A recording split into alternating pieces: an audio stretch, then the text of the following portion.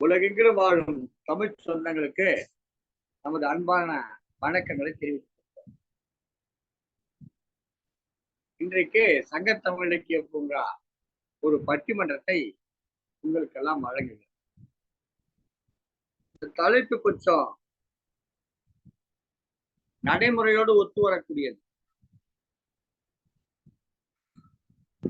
பண்டிகை காலங்களில் தங்கம் வாங்குவது வரலட்சுமி அருளா அல்லது வணிகர்களுக்கு பொருளா? இதுதான் தலைப்பு. சமீபத்தில் கூட அட்சய திருதியைன்னு ஒண்ணு கொண்டாங்க. திருதியைனா மூன்றாவது நாள்னு அர்த்தம். அதாவது அமாவாசை கழிந்த மூன்றாவது நாள், பௌர்ணமி கழிந்த மூன்றாவது நாள பஞ்சாங்கத்துல சுக்லபட்சம் கிருஷ்ணபட்சம் சொல்லுவாங்க.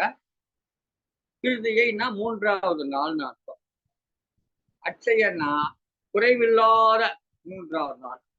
அந்த நாள் அந்த நாள் செய்யக்கூடிய செயல்பாடுகள் குறைவில்லாமல் சேரும் என்ற பொருள். அப்ப அன்றைக்கு நல்லதை செய்தால் குறைவில்லாமல் தடைபடாமல் நல்லதை செய்து கொண்டே இருக்கும். அந்த அடிப்படையிலே தங்கம் வாங்கினால் நிறைய தங்கம் சேரும் அப்படின்னு ஒரு போக்கு இப்ப கொஞ்ச காலமா ஒரு 10-15 வருஷமா நம்ம மத்தியில உலவிக்கிட்டு. அட்சய திருதி அன்னைக்கு ஒரு குண்டுமணி தங்கமாவது வாங்கிவிட வேண்டும். வாங்கினால் நாம வீட்டுல அப்படியே தங்கம் சேர்ந்து வீட்டுல நாம உள்ள நுழையத்துக்கு கூட இடம் இல்லாத அளவுக்கு தங்கம் சேர்ந்துடும் அப்படின்ற மாதிரி ஒரு எண்ணத்தை தோற்றுவிக்கிறேன். இந்த மைதாஸ் கதை ஒண்ணு தெரியாது. தொட்டதெல்லாம் பொண்ணாகும்னு ஒரு வரம் வாங்கிடுவான். அப்புறம் எதை தொட்டாலும் பொண்ணா மாறி.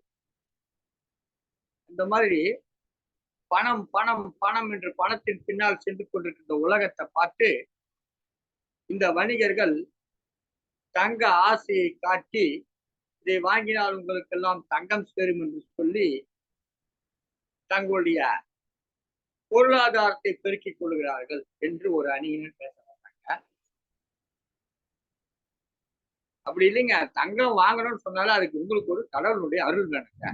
நீங்க செல்வராக இருக்கணும்னு சொன்னா உங்களுக்கு கடவுளுடைய அருள் வேணுங்க. விதி உன் தலையில் என்ன எழுதியிருக்கு அதன்படிதான் நீ இருக்க முடியும். உனக்கு நீ வசதியானவனாக இருக்க வேண்டும் என்று சொன்னால் அது விதியின் பயன். எனக்கு இது வரலட்சுமியோட அருள். வரலட்சுமி என்று சொன்னால் செல்வத்தின் கடவுள், செல்வத்தின் விதியாக வரலட்சுமியுடைய அருள் அப்படின்னு ஒரு அணி பேச வந்தாங்க. இந்த 2 அணிக்கு நடுவராக இருந்து செயல்படுவதற்காக முனைவர் எம்.கே. ராஜ்குமார் அவர்கள் இணைந்திருக்கிறார்கள். மிக நல்லதொரு சிறுகதை ஆசிரியர், சிறுகதை சிற்பி என்ற விருது பெற்றவர், பல இதழ்களிலே சிறுகதைகளை எழுதி கொடுத்திருப்பவர், பல இதழ்களிலே சிறுகதை எழுதியதற்காக பல்வேறு பரிசுகளை பெற்றவர். இவருடைய ஒரு கதை, இந்த கொரோனா காலத்தில் நடைபெறுகிற ஒரு கதை இவர் எழுதி அதை பல பேரும் தங்கள் பெயரை போட்டு தாங்கள் எழுதியதாக சொல்லிக் கொண்டார்கள். நானே 2-3 பட்டிமன்றங்களை கேட்கிற பொழுது அந்த பட்டிமன்றங்களிலே இந்த கதைகள் சொல்லப்பட்டது, இந்த கதை சொல்லப்பட்டது. அந்த அளவுக்கு ஒரு சிறப்பான கதை. அந்த கதையின் பெயர் எனக்கு மிகவும் அற்புதமான ஒரு கதை. அந்த கதையிலே எல்லோரிடமும் இருக்கக்கூடிய மனிதாபிமானம், மக்கள் என்பவர்கள் மனிதாபிமானத்தோடு இருக்கிறார்கள் என்று மிக அழகாக இருக்கிறார்கள். தாய், தந்தை, மகள், மருமகன் இவர்கள் எல்லாம் மட்டுமல்லாமல் அங்கே இருக்கக்கூடிய காவல்துறை ஊழியர்கள் எல்லோருக்குமே மனிதாபிமானம் சிறந்த கதையாசிரியர் அவர் தான் இன்றைக்கு. இந்த பக்கம் தனி, அந்த பக்கத்திலே 3 பேசியிருக்கிறார்கள். அவர்களை பற்றியெல்லாம் விரிவாக நடுவர் கூற இருக்கிறார். இந்த வகையிலே இந்த பட்டிமன்றத்தை தொடங்கி வைக்கிற பொறுப்பிலே தொடங்கி வைத்திருக்கிறேன். மிகச் சிறப்பாக நடத்தி இருக்கிறார்கள். நீங்கள் எல்லாம் கேட்டு மகிழ வேண்டும். இதை உங்களுக்காக வழங்கி கொண்டிருக்கிறார் ஸ்டெப் டிவியினுடைய மேலாண் இயக்குநராக சிவகாமி. எனவே இந்த நிகழ்ச்சியை கண்டு கேட்டு உங்கள் கருத்துக்களை பதிவிட வேண்டும். இந்த தொலைக்காட்சியில் உறுப்பினராகி உதவ வேண்டும். விருப்பம் தெரிவிக்க எல்லோருக்கும் பகிர வேண்டும் என்று இடம் பாருங்கள் ஐயா, பாருங்கள் நடுவர். வணக்கம். பெற்றெடுத்த தாய்க்கும் வளர்த்தெடுத்த தமிழுக்கும் முதல் வணக்கம். சங்கத்தமிழ் இலக்கிய பூங்காவின் தலைவராம் வள்ளுவரை வணங்கி செயலராம் பாரதிதாசனை தொழுது எங்கள் ஊனாய் உயிராய் இருக்கிற சங்கத்தமிழ் இலக்கிய பூங்காவின் நிர்வாகி, ஒருங்கிணைப்பாளர், தோற்றுவிப்பாளர், நிறுவனர், இப்படி எந்த பெயரை வேண்டுமானாலும் சொல்லக்கூடிய அளவிற்கு தகுதி பெற்ற இலக்கிய இமயம், பல்கவி வித்தகர், தமிழ் மாமணி ஐயா நீலகண்ட தமிழன் அவர்களுக்கு முதல் வணக்கம். இந்த நிகழ்வை வழங்கிக் கொண்டிருக்கிற ஸ்டெப் டிவியினுடைய நிர்வாக இயக்குனர் சகோதரி சிவகாமி சண்முக சுந்தரம் அவர்களுக்கும், சங்கத்தமிழ் இலக்கிய பூங்காவின் தூண்களாய் இருக்கிற அருமை சகோதரி ராஜாமணி அம்மையார், அருமை சகோதரி விஜயா அம்மையார், அருமை சகோதரி கற்பகம் அம்மையார், அருமை சகோதரி ஸ்ரீபிரியா சேஷாத்ரி அம்மையார், பவானி சகோதரி பவானி, இன்னும் தக்கோலம் ஜெகநாதன் ஐயா, சந்திரசேகரன் ஐயா மற்றும் இந்த சங்கத்தமிழ் இலக்கிய பூங்காவினுடைய குடும்பத்தில் இருக்கிற அனைத்து உறுப்பினர்களுக்கும் வணக்கத்தை தெரிவித்துக் கொள்கிறேன். இந்த நாளிலே ஒரு அருமையான ஒரு பட்டி மண்டத்தை இங்கு கொடுத்திருக்கிறார்கள். அதற்காக 2 அணியிலே வாதிட இருக்கிறார்கள். தலைப்பு: பண்டிகை காலங்களில் தங்கம் வாங்குவதால் சேர்வது வரலட்சுமி அருளா அல்லது வணிகர்களுக்கு பொருளா? இந்த தலைப்பே உங்களுக்கு அதை சுட்டி காட்டுகிறது. என்ன என்று தெரியும். ஆனால் தீர்ப்பு எப்பொழுதுமே உங்களுடைய வாதத்தை வைத்துத்தான் வழங்கப்படும். பொதுவாகவே தீர்ப்பு ஏற்கனவே முன்னிட்டு இப்படி தீர்ப்பு வழங்க வேண்டும் என்று சொல்லி எல்லாம் நாங்கள் வருவதில்லை. ஏனென்றால் சங்கத்தமிழ் இலக்கிய பூங்காவுக்கு என்று சில நியதிகள், சில முறைமைகள் இருக்கிறது. அதுபடித்தான் அது நடக்க வேண்டும் என்று நாங்கள் ஒரு வழிவகுத்திருக்கிறார் ஐயா அவர்களோடு சேர்ந்து வைத்திருக்கிறோம். ஆகவே நன்றாக நீங்கள் வாதிட்டீர்கள் என்று சொன்னால் உங்களுக்கான தீர்ப்பு உங்கள் பக்கம் வரும். அது சரியாக இல்லை, இது அல்ல, அது வெள்ளம் என்றாலும் இந்த இரட்டிப்பு தீர்ப்பெல்லாம் இங்கு வழங்கப்பட மாட்டாது. ஒரே தீர்ப்பு தான் இந்த பட்டிமன்றத்தை பொறுத்தவரை. ஐயா சொன்னாங்க, இந்த அச்சய திருதி என்பது கடந்த ஒரு சில ஆண்டுகளாக, ஒரு 15-20 ஆண்டுகளாகத்தான் இந்த தங்கம் வாங்குகிற இந்த முயற்சி. தங்கம் வாங்குவது என்பது பல ஆண்டு காலமாக இருந்து வருகிறது சமூகத்திலே. இப்போது நேற்றல்ல, பல ஆண்டுகளாகவும் இருக்கிறது. ஏனென்றால் உலகத்திலே கிடைக்கிற தனிமங்களிலே அதிகமாக கிடைக்கிற ஒரு தனிமமாக ஒரு 10வது இடத்திலே தங்கம் இருக்கிறது. இப்ப தண்ணீர் எப்படி முதன்மை இடத்துல இருக்கிறோம், மற்ற எல்லாம் இருக்கிற போது தங்கம் என்பது 10வது இடத்தில் இருக்கிறது.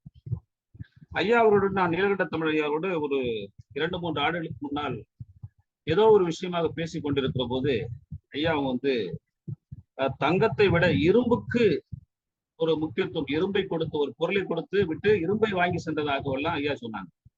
சிலக்கியத்தில் இருப்பதாக அறிகிறோம்.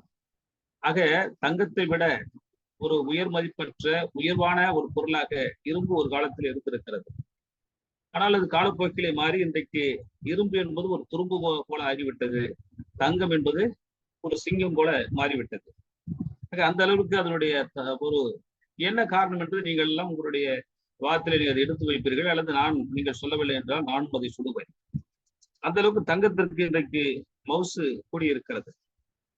இதற்காக இந்த வரலட்சுமி அருளே என்று பேசுவதற்காக அருமை சகோதரி பவானி அவர்கள் வந்திருக்கிறாங்க. அருமை சகோதரி கவிஞர் பவானி அவர்கள், கவிஞர் அமுதா சிங்காரவேலு, கவிஞர் பாலம்மாள் பொன்னுசாமி வந்திருக்கிறாங்க. வணிகர்களுக்கு பொருளே என்று இவர்கள் வரலட்சுமி அருளே என்பதை மறுத்து அல்லது எதிர்த்து வாதாடுவதற்காக கவிஞர் சிவகாமி சண்முக சுந்தரம் அவர்கள், செட்டியினுடைய மேலாண்மை இயக்குனர், கவிஞர் பார்வதி பாலசுப்ரமணியம் அவினாசிலிருந்து வந்திருக்கிறார்கள், கவிஞர் செல்லப்பாண்டி வந்திருக்கிறார்கள், பார்வையாளர்களாகவும் நம்முடைய சகோதரர்கள் இருக்கிறார்கள். ஆகவே இந்த தங்கத்தை பற்றி நான் நிறைய சொல்லிவிட்டால் அப்போது நீங்கள் சொல்வதற்கு ஐயோ நாங்க சொல்ல நினைச்சலாம் இவர் சொல்லிட்டாரு என்று சொல்லிவிடும் என்பதனால் நான் தவிர்த்து விடுகிறேன். இந்த அதிகம் கிடைக்கும் இந்த தனிமம் வந்து பாத்தீங்கன்னா தங்கம்னு சொன்னேன். 1100 ஆண்டுகளுக்கு முன்னாலே இந்த தங்கத்தை பற்றி சொல்கிறார்கள். ஆனால் 3000 ஆண்டுகளுக்கு முன்னாலே இரும்பை பற்றி சொல்கிறார்கள். இந்த தங்கத்திற்கு யார் விலை நிர்ணயிப்பது, தங்கம் ஏன் இப்படி உச்சத்தை தொடுகிற அளவுக்கு எல்லாம் விலைவாசி விட வேகமாக அது ஏறிக்கொண்டிருக்கிறது என்பதெல்லாம் நீங்கள் உங்கள் வாதத்தில் சொல்லுவீர்கள் அல்லது நான் சொல்லுகிறேன். இப்போது காலம் கருதி நான் நேரடியாக உங்களை பேச அழைக்கிறேன். உங்களுக்கு கொடுக்கப்பட்டிருக்கிற நேரம் நீங்கள் அறிவீர்கள். நீங்கள் அந்த உங்களுடைய கைபேசியில் அல்லது உங்களுடைய கணினியில் உங்கள் பார்த்து கொண்டே நீங்கள் பேசுகிற போது உங்களுக்கு ஒரு உங்கள் நேரம் முடிந்து விட்டது என்று ஒரு வரும், அல்லது நாங்கள் அதை சுட்டிக்காட்டுவோம். ஆகவே இந்த அருமையான நாளிலே பண்டிகை காலங்களில் தங்கம் வாங்குவதால் சேர்வது வரலட்சுமி அருளே என்ற தலைப்பில் பேசுவதற்காக கவிஞர் அருமை சகோதரி பவானி அவர்களை, என் தங்கை மிக சிறப்பான ஒரு கவிஞர், நல்ல பேச்சாற்றல் உள்ளவர், பவானி தனஞ்சயன் சொல்லுவாங்க. எங்களுடைய திருவள்ளுவரிலிருந்து தங்கத்தமிழ் இலக்கிய பூங்காவுடைய முக்கிய தூண்கள் உருவாக இருக்கிறார். அவரை பேச.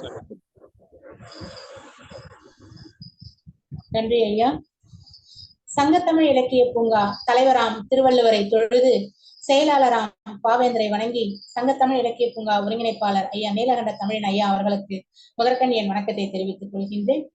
இந்த பண்டிகை காலங்களில் தங்கம் வாங்குவது வரலட்சுமியினுடைய அருளா, வணிகர்களின் பொருளா என்ற தலைப்பில் பட்டிமன்றத்திற்கு தலைமை தாங்கி இருக்கும் அருமை சகோதரர் முனைவர் MK ராஜ்குமார் ஐயா அவர்களை வணங்கி அணி பேச்சாளர்களுக்கும் வாழ்த்துக்களை கூறி எதிரணி பேச்சாளர்களையும் வணங்கி நான் வரலட்சுமி அருளே என்னும் தலைப்பில் என்னுடைய கருத்துக்களை பதிவிடுகின்றேன்.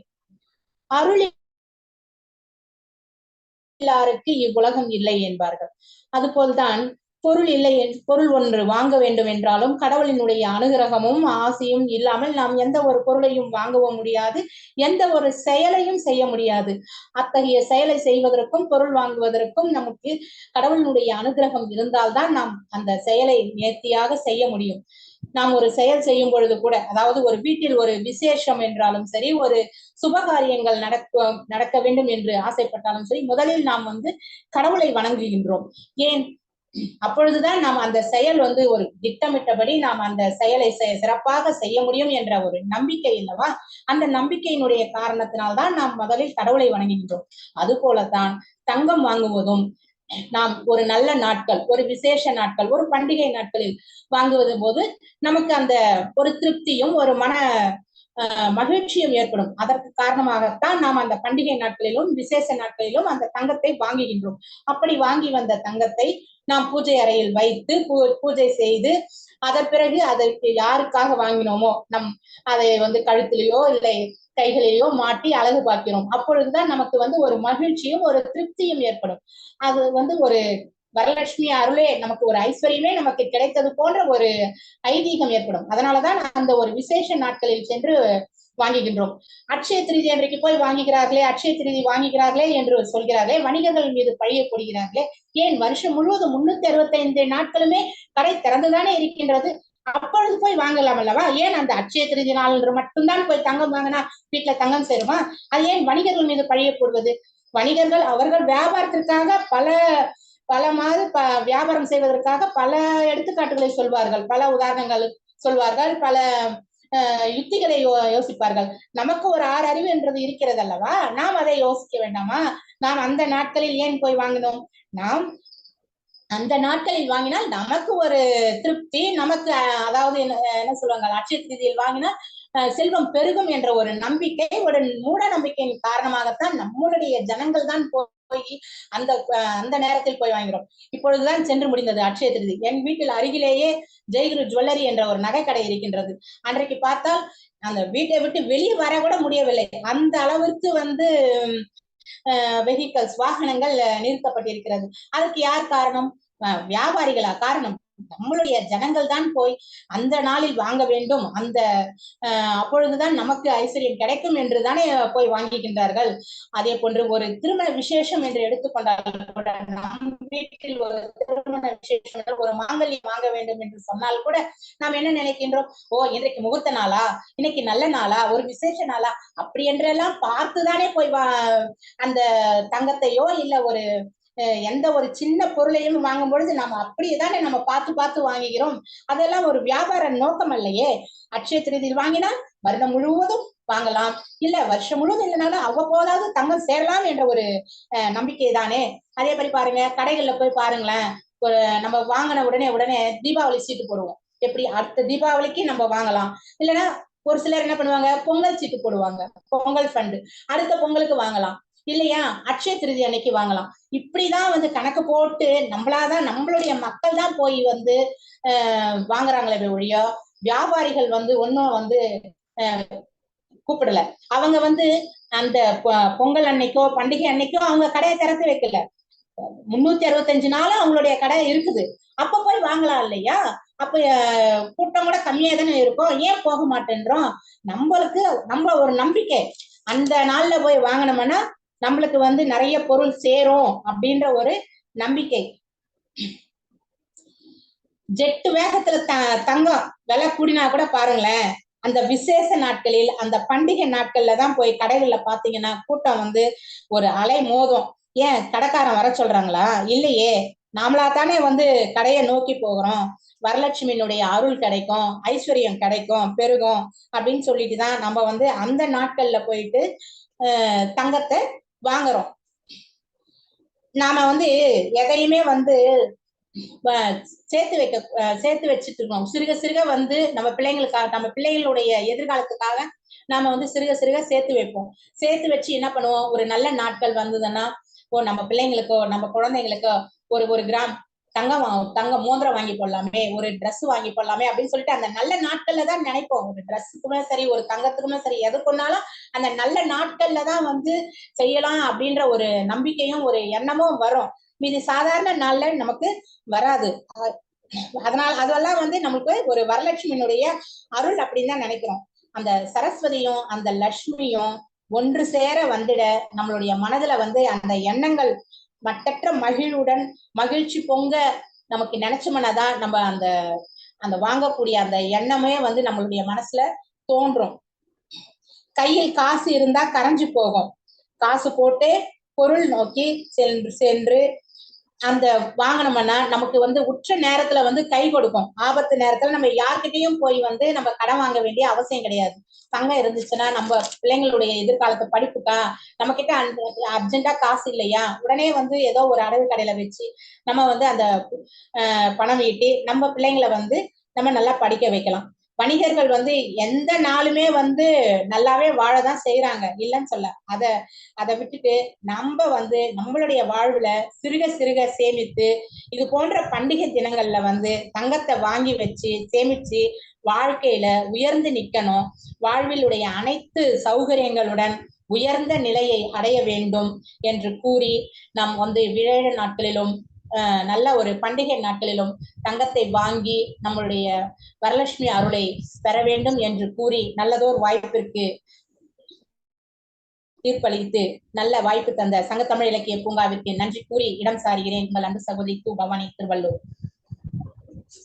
அருமை அருமையம்மா, ரொம்ப நல்ல சிறப்பான ஒரு இதெல்லாம் எடுத்து வச்சீங்க. ஆனா நீங்க பல உங்களுடைய இதுல பாத்தீங்கன்னா பல பாயிண்ட்ஸ், பல இதெல்லாம் சொல்றது நீங்க எல்லாம் அவங்களுக்கு எடுத்து கொடுத்துருக்கீங்க. யாருக்கு இல்ல, ஆனா அதுக்கப்புறம் நீங்க உங்களுக்கு கிடைச்ச ஒரு வாய்ப்பு இருக்கு சொல்லலாம். ஆனா நீங்க 300 நாள் கடை தொடர்ந்தாரு இருக்கு, அப்ப போயிருக்கலாமே, நீங்க போயிட்டு ஏன் அந்த நாள் வாங்கணும்? இது வரலட்சுமி அருள் தான், அதான் இப்ப வாங்குறீங்க. மாங்கல்யம் வாங்குறோம், அதுக்கு நல்ல நாள் பாக்குறோம், விசேஷ நாள்ல வாங்குறோம், இதெல்லாம் ஒரு நம்பிக்கை, கடவுளுடைய அருள் தான் நீங்க. அப்புறம் பாத்தீங்கன்னா தங்கம் வாங்க போனோம்னா சீட்டு போடுறோம், அடுத்த வருஷத்துக்கு வாங்கிட்டு இந்த வருஷமே சீட்டு போட்டுக்கிறோம் அப்படிலாம் சொல்லிருக்கீங்க. இதெல்லாம் கரெக்ட் தான். வரலட்சுமி என்ன அருள் உங்களுக்கு கொடுத்தாங்க அப்படின்றது இன்னும் கொஞ்சம் அடுத்த வாட்டி உங்களுடைய தோழர்களையும் சொல்ல வைங்க. நீங்களும் அடுத்த உங்களுடைய இறுதியில உங்களுக்கு ஒரு வாய்ப்பு வழங்கப்படும் தனித்தலைவர் என்ற முறையில், அப்போ நீங்க சொல்லலாம். ஆகவே இப்பொழுது நம்ம எல்லாம் சொல்றது சகோதரி சொன்னதான் கரெக்ட் தாங்க. ஆனால் அதையும் தாண்டி வணிகர்களுக்கு பொருளை என்ற தலைப்பில் பேசுவதற்காக ஸ்டெப்டினுடைய நிர்வாக இயக்குனர், மேலாண்மை இயக்குனர் கவிஞர் சிவகாமி சண்முக சுந்தரம் அவர்களை தங்களுடைய வாதத்தை வைக்க அழைக்கிறேன். தமிழுக்கு முதல் வணக்கம். சங்கத்தமிழ் இலக்கிய பூங்காவின் தலைவராம் ஐயன் வள்ளுவரை தொழுது செயலராம் பாவேந்தரை வணங்கி அதன் ஒருங்கிணைப்பாளராம் திரு நீலகண்ட ஐயா அவர்களை வணங்குகின்றேன். இன்றைக்கு நடுவு நிலைமையோடு இருந்து சிறப்பானதொரு தீர்ப்பை வழங்கவிருக்கும் நடுவராம் முனைவர் M.K. ராஜ்குமார் ஐயா அவர்களையும் வணங்குகின்றேன். அதாவது ஐயா ஒரு பழமொழி சொல்லுவாங்க, கும்பிக்கு கூழ் இல்லையா கொண்டைக்கு பூ கேக்குதான்னு. அது மாதிரிதான் இருக்கு. நாங்க தங்கம் வாங்க வேண்டாம்னு சொல்லல, ஆனா அட்சய திருதியில போய் வாங்கினாதான் எங்களுக்கு அருள் வேணும்ன்றீங்களே, அங்க சாப்பாட்டுக்கே வழி இல்லாதவங்க வந்து என்ன பண்ணுவாங்க சொல்லுங்க. அப்புறம் ஒரு சந்தேகங்க ஐயா, வரலட்சுமி அருள் வந்து எப்படி கிடைக்கும்? தங்கம் வாங்குனா கிடைக்குங்களா, இல்ல தங்கத்தை சேர்த்தா கிடைக்குங்களா, இல்ல தங்கத்தை வித்தா கிடைக்குமா, இல்ல நம்ம கிட்ட தங்கம் இருந்தா கிடைக்குமா, இல்ல அதெல்லாம் நம்ம அணிஞ்சுக்கிட்டே இருந்தா கிடைக்குமா? எப்ப வந்து வரலட்சுமியோட அருள் கிடைக்கும்? அதே மாதிரி குண்டுமணி தங்கம் வச்சிருக்கவங்களுக்கு வரலட்சுமி வந்து இவன்ட்ட இவ்வளவுதான் இருக்கு, 1 கிராம் தான் இருக்கு, அப்ப இவனுக்கு இவ்வளவு அருள் கொடுத்தா போதும்னு கொடுப்பாங்களா? 10 பவுன் 100 பவுன் வச்சிருக்கவனுக்கு அப்ப வந்து இவ்வளவு வச்சிருக்கான், அப்ப இவனுக்கு இவ்வளவு அருள் கொடுக்கணும் அப்படின்னு கொடுப்பானா? சொல்லுங்க. 100 பவுன் நீங்க வச்சிருந்தீங்கன்னா வரலட்சுமி அருள் வருதோ இல்லையோ கொள்ளையடிக்க வந்துருவாங்க. செய்தியில நீங்களே கேக்குறீங்க, 50 பவுன் கொள்ள 100 பவுன் கொள்ள வீட்டுல வச்சிருந்தாங்க அப்படின்னு. அப்ப வரலட்சுமி அருளுக்கா நீங்க வாங்குறத வீட்டுல வச்சிருக்க முடியாது, அதை கொண்டு போய் வங்கியில வைக்கிறீங்க. சில சமயம் நமக்கு நேரம் சரியில்லைன்னா வங்கியிலையும் கொள்ளையடிச்சிட்டு போயிடுறாங்க. அப்போ இதுல வரலட்சுமி அருள் வந்து எங்க கிடைக்குது, எப்ப கிடைக்குது, எப்படி இருந்தா கிடைக்குது அப்படின்றத கொஞ்சம் எதிரணியினரை தெளிவா சொல்ல சொன்னீங்கன்னா நல்லா இருக்குங்க ஐயா. அதே மாதிரி பாத்தீங்கன்னா இப்போ வந்து இது வணிகர்களுடைய முழுக்க முழுக்க அவங்களுடைய கண்கட்டு வித்தை அப்படின்றது வந்து இன்னுமே அவங்க தெரிஞ்சுக்காம இருக்காங்க. தங்கம் உங்களை வாங்க வேண்டாம்னு சொல்லல, அந்த காலத்துலயும் தங்கம் வாங்கிக்கிட்டு தான் இருந்தாங்க. அவங்கவங்க தேவைக்கு வாங்குனாங்க. அது வந்து ஒரு சேமிப்பு தான், முதலீடு தான், இல்லைன்னு சொல்லல. கையில காசு இருக்கும்போது அவங்கவங்க தேவைக்கு வாங்குறாங்க, இல்ல சேர்த்து வச்சு வாங்குறாங்க. ஆனா இப்போ சமீப காலமா ஒரு 10, 15 ஆண்டுகள்ல தான் பாத்தீங்கன்னா, தீபாவளியா தங்கம் வாங்கு, பொங்கலா தங்கம் வாங்கு, அட்சய திருதி அன்னைக்கு தங்கம் வாங்கணும். அப்ப வந்து உங்களுக்கு வந்து அதுல வந்து அந்த ஆஃபர், இந்த ஆஃபர், அந்த தள்ளுபடி, இந்த தள்ளுபடி, இது எல்லாமே. ஆனா எப்ப பாத்தீங்கன்னாலும் நம்ம தங்கம் வாங்கினாலும் சரி, தங்கத்தை விற்க போனாலும் சரி, நமக்கு தான் நஷ்டம். என்றைக்குமே வணிகர்களுக்கு வந்து அது ஒரு லாபகரமா தான் இருக்கும். அவங்க சொல்ற கணக்கு நமக்கு புரியாது. நம்ம இன்னைக்கு தங்கம் விலை இவ்வளவு விக்குது அப்படின்னா, அப்போ 1 கிராம் தங்கம் இந்த விலை அப்படின்னா, நம்மகிட்ட இவ்வளவு காசு இருக்கு, நம்ம இப்ப இவ்வளவு தங்கம் வாங்கலாம் அப்படின்னு ஒரு கணக்கோட போனோம்னா, அந்த கணக்குல நம்மளால வாங்க முடியாது. ஏன்னா அதுக்கு வந்து ஒரு கூலி, சேதாரம், அது பாத்தீங்கன்னா நம்ம வாங்குறத விட அதிகமா இருக்கும். அப்ப இதெல்லாம் கொண்டு போயிட்டு அப்ப கூட காசு போட்டு வாங்குற மாரி தான் இருக்கும். இல்லன்னா வந்து நம்ம எதிர்பார்த்த அளவுக்கு தங்கம் வாங்க முடியாது, அளவு கம்மியா தான் வாங்குற மாரி இருக்கும். இப்ப இதுல வந்து வரலட்சுமியோட அருள் வந்து உங்களுக்கு எப்படி கிடைக்குதுன்னு யோசிச்சு பாருங்க. கூட கிடைக்குமா? கூட வாங்குனா கூட கிடைக்குமா? இல்ல கம்மியா வாங்குறனால அருள் கம்மியா குறைஞ்சு போயிருங்களா? அதுவும் இல்லாம இப்ப அக்ஷய திருதியையில வந்து அப்பல்லாம் அந்த காலத்துல என்ன பண்ணாங்கன்னு உங்க வீட்ல பாட்டி எல்லாம் இருந்தா கேட்டு பாருங்க. அப்ப சொல்லுவாங்க, அட்சயம்ன்றது வந்து விருத்தி. அந்த நேரத்துல அன்னைக்கு வந்து நம்ம எத செய்யறோமோ, இல்ல எத வாங்குறோமோ, அது வந்து அதிகமா இருக்கும். அது வந்து வறட்சி இல்லாம இருக்கும். அப்ப இன்றைய காலத்துக்கு, இன்றைய சூழலுக்கு நமக்கு என்ன தேவை அப்படின்னு பார்த்தீங்கன்னா, மக்கள் வந்து பசி இல்லாம, பட்டினி இல்லாம நல்லா இருக்கணும் அப்படின்னா வந்து விவசாயம் செழிக்கணும்னு தான் நம்ம வேண்டணும். அந்த விவசாயிகள் வந்து வளமா இருக்கிறதுக்கு என்ன வழியோ அத தான் பார்க்கணும். ஒரு விவசாயி வந்து இன்னைக்கு வந்து விவசாயம் பண்ண முடியாம அவன் வந்து கஷ்டப்பட்டு தூக்குல தொங்குறான்னா, அத தடுக்கிறதுக்கு என்ன வழி? உழவர்கள் போராட்டம் பண்றாங்கன்னா, அவங்களுடைய நிலைய வந்து சரியாக்க என்ன வழி? அப்படின்றத யோசிக்கணுமே தவிர, அத விட்டுட்டு இன்னைக்கு 10 பவுன் வாங்குனா, நாளைக்கு 50 பவுன் வாங்கலாமா? 100 பவுன் வாங்கலாமா? அப்படின்னு யோசிச்சா பிரயோஜனம் கிடையாது. நாளைக்கு அந்த தங்கத்தையோ, காசையோ வச்சுட்டு எதுவும் பண்ண முடியாது. பசிச்சா நமக்கு சோறு தான் வேணும். தங்கத்த வாயில போட்டு திங்க முடியாது. அதே மாரி பார்த்தீங்கன்னா, தண்ணீர் இன்னைய காலகட்டத்துல வந்து வெப்பம் அதிகமாயிக்கிட்டு இருக்கு. தண்ணீர் வேணும், மழை வேணும். அப்போ வந்து மழை வேண்டி தான் வந்து நம்ம வருண பகவான தான் வேண்டணும். வரலட்சுமி அருள் வேணும்னு வீடு நெறைய ஐயா சொன்ன மாரி மைதாஸ் கதை மாரி தொட்டதெல்லாம் தங்கமானா எத சாப்பிடுறது? அ அந்த நெலைமை தான் இன்னைக்கு ஆகும். எதுவுமே வந்து அளவோட இருந்தா தான் நல்லது. அளவுக்கு மிஞ்சினா அமிர்தமே நல்லது இல்லங்கும்போது, தங்கம்ன்றதுக்காண்டி என்ன சொல்ல முடியும்? பழமொழி சொல்லுவாங்க, "தங்க ஊசின்றதுக்காக கண்ணுல குத்த முடியுமான்னு." அது மாதிரி எதுவுமே ஒரு அளவோட தான் இருக்கணும். நம்மளுடைய தேவைக்காக மட்டும் தான் இருக்கணும். என்னைக்கு வந்து அத்தியாவசிய தேவை வந்து நமக்கு நிறைவாகலையோ, அப்படிங்கும்போது இதெல்லாம் அனாவசியம் தான். நமக்கு வயித்து பசிய தீர்க்கறதுக்கு அங்க கூழோ, கஞ்சியோ இல்லாத பட்சத்துல, ஆ உடம்பெல்லாம் நகைய போட்டுக்கிறதுனால என்ன பிரயோஜனம் சொல்லுங்க? வரலட்சுமி அருள் வேணும்ன்றாங்களே, அதுக்காக இப்ப 100 பவுன் நான் வச்சிருக்கேன்னு தலையில இருந்து கால் வரைக்கும் தங்கத்தினால தங்க நகைய போட்டுக்கிட்டே இருக்க முடியுமா? அப்பதான் எனக்கு வரலட்சுமி அருள் இருக்கும்னு. இல்லன்னா 100 பவுன வீட்லயே வச்சுக்கிட்டே இருக்க முடியுமா? அப்பதான் வரலட்சுமி அருள் இருக்கும்னு. சொல்லுங்க. இப்ப அத கொண்டு போய் வங்கியில வச்சுட்டா, அப்ப யாருக்கு வரலட்சுமி அருள்? வாங்குனவங்களுக்கு கிடைக்குமா? இல்ல வங்கியில இருக்கவங்களுக்கு கிடைக்குமா வரலட்சுமி அருள்? இதெல்லாம் வந்து கொஞ்சம் தெளிவுபடுத்தினா நல்லா இருக்குங்கய்யா. அதே மாதிரி பார்த்தீங்கன்னா, கோலார்ல வந்து தங்கம் விளையுது அப்படின்னா, அங்க வேலை செய்றவங்களுக்கு வந்து அவங்க தங்கத்த தான் வெட்டி எடுக்குறாங்க. அத தான் இது பண்றாங்க. ஆனா, அவங்களுடைய வாழ்க்கை நிலையில வந்து முன்னேற்றம் இருக்கா அப்படின்னா, அது வந்து யோசிக்கக்கூடிய நிலைமை தான். அத வந்து அவங்க தான் வெட்டி எடுக்குறாங்க. ஆனா, அவங்களுடைய வாழ்க்கை வந்து கஷ்டத்துல தான் இருக்கு. வணிகர்கள் வந்து அவங்க விற்பனைக்காக, அவங்க வந்து பொருள் சேர்க்கறதுக்காக, மக்களிடையே வந்து இந்த மாதிரி எல்லாம் வந்து சில மூட நம்பிக்கைகள வந்து உருவாக்கி வச்சிருக்காங்க. அட்சய திருதியையில வாங்குங்க, பண்டிகையில வாங்க. அதுவும் இப்ப தங்கத்த விட பார்த்தீங்கன்னா, பிளாட்டினம். அதை விட விலை உயர்ந்தது. அதை விட வந்து வைரம். வைரம் வாங்க, பிளாட்டினம் வாங்கணும்னா, அன்றாட காட்சியில என்ன பண்ணுவாங்க? நடுத்தர வர்க்கத்துல இருக்கவங்கலாம் என்ன பண்ணுவாங்க? அவங்கவங்க அன்றைய தேவைக்கு, சாப்பாட்டுக்கு, உணவுக்கு, அதுக்கு என்னென்ன பண்ணுவாங்க? குழந்தைங்களுடைய தேவை நிறைவு பண்ணுவாங்களா? கல்விக்கான பணத்த செலவு பண்ணுவாங்களா? மனைவிக்கு, குழந்தைகளுக்கு தங்கம் வாங்கி குடுக்கலான்னா, எப்பயோ தேவைக்கு வாங்கி குடுக்கலாம். எப்ப பார்த்தாலும் தீபாவளிக்கு வாங்கு, பொங்கலுக்கு வாங்கு அப்படின்னா, அப்ப அது வந்து வணிகர்களுடைய யுக்தி தானே. அத பார்த்து நம்மளும் வந்து ஏமாந்துகிட்டு தானே இருக்கோம். உங்களுக்கெல்லாம் தெரியுமோ இல்லையோ நடுவர் அவர்களே, இப்போ வந்து தள்ளுபடி வந்து போடுறாங்க. இப்ப ஆடி மாசம் தள்ளுபடி எதுக்கு வந்துச்சு? ஆடி மாசத்துல நமக்கு எந்த விசேஷமும் கிடையாது. பண்டிகை கிடையாது. அப்போ வந்து மக்கள் வந்து ஜவுளி எடுக்க மாட்டாங்க அப்படின்றனால கடைக்காரன் விக்கிறதுக்காண்டி ஆடி தள்ளுபடின்னு கொண்டு வந்தான்.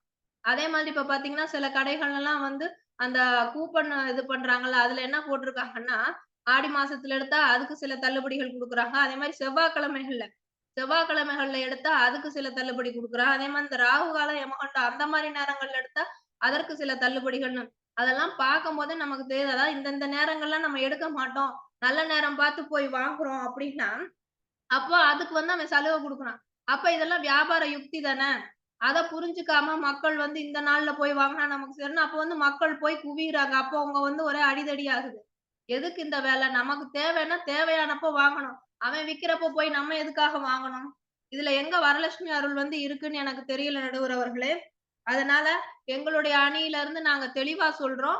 அட்சய திருதியை மட்டுமல்ல, எந்த பண்டிகை ஆகட்டும், தீபாவளியோ, பொங்கலோ, பண்டிகை காலங்கள்ல வந்து தங்கம் வாங்குறது அப்படின்றதுனால, வரலட்சுமி அருள் சேரும் அப்படின்றது பொய்யான ஒரு கண்கட்டு வித்தையே தவிர, இது வணிகர்களின் வணிக யுக்தியே ஆகும். அவர்கள் பொருள் சேர்ப்பதற்காக மக்களை ஏமாற்றுகிறார்கள். இன்னும் ஏமாந்து கொண்டு மக்கள் வாங்கிக் கொண்டிருக்கிறார்கள். அதனால் இதையெல்லாம் அலசி ஆராய்ந்து சரியானதொரு தீர்ப்பை வழங்குமாறு கேட்டுக்கொள்கின்றேன். வாய்ப்புக்கு நன்றி ஐயா. நன்றி, நன்றி அம்மா, நன்றி. அதாவது நம்முடைய சிவகாமி அம்மா வந்து ஒரு இதை சொல்லிட்டாங்க.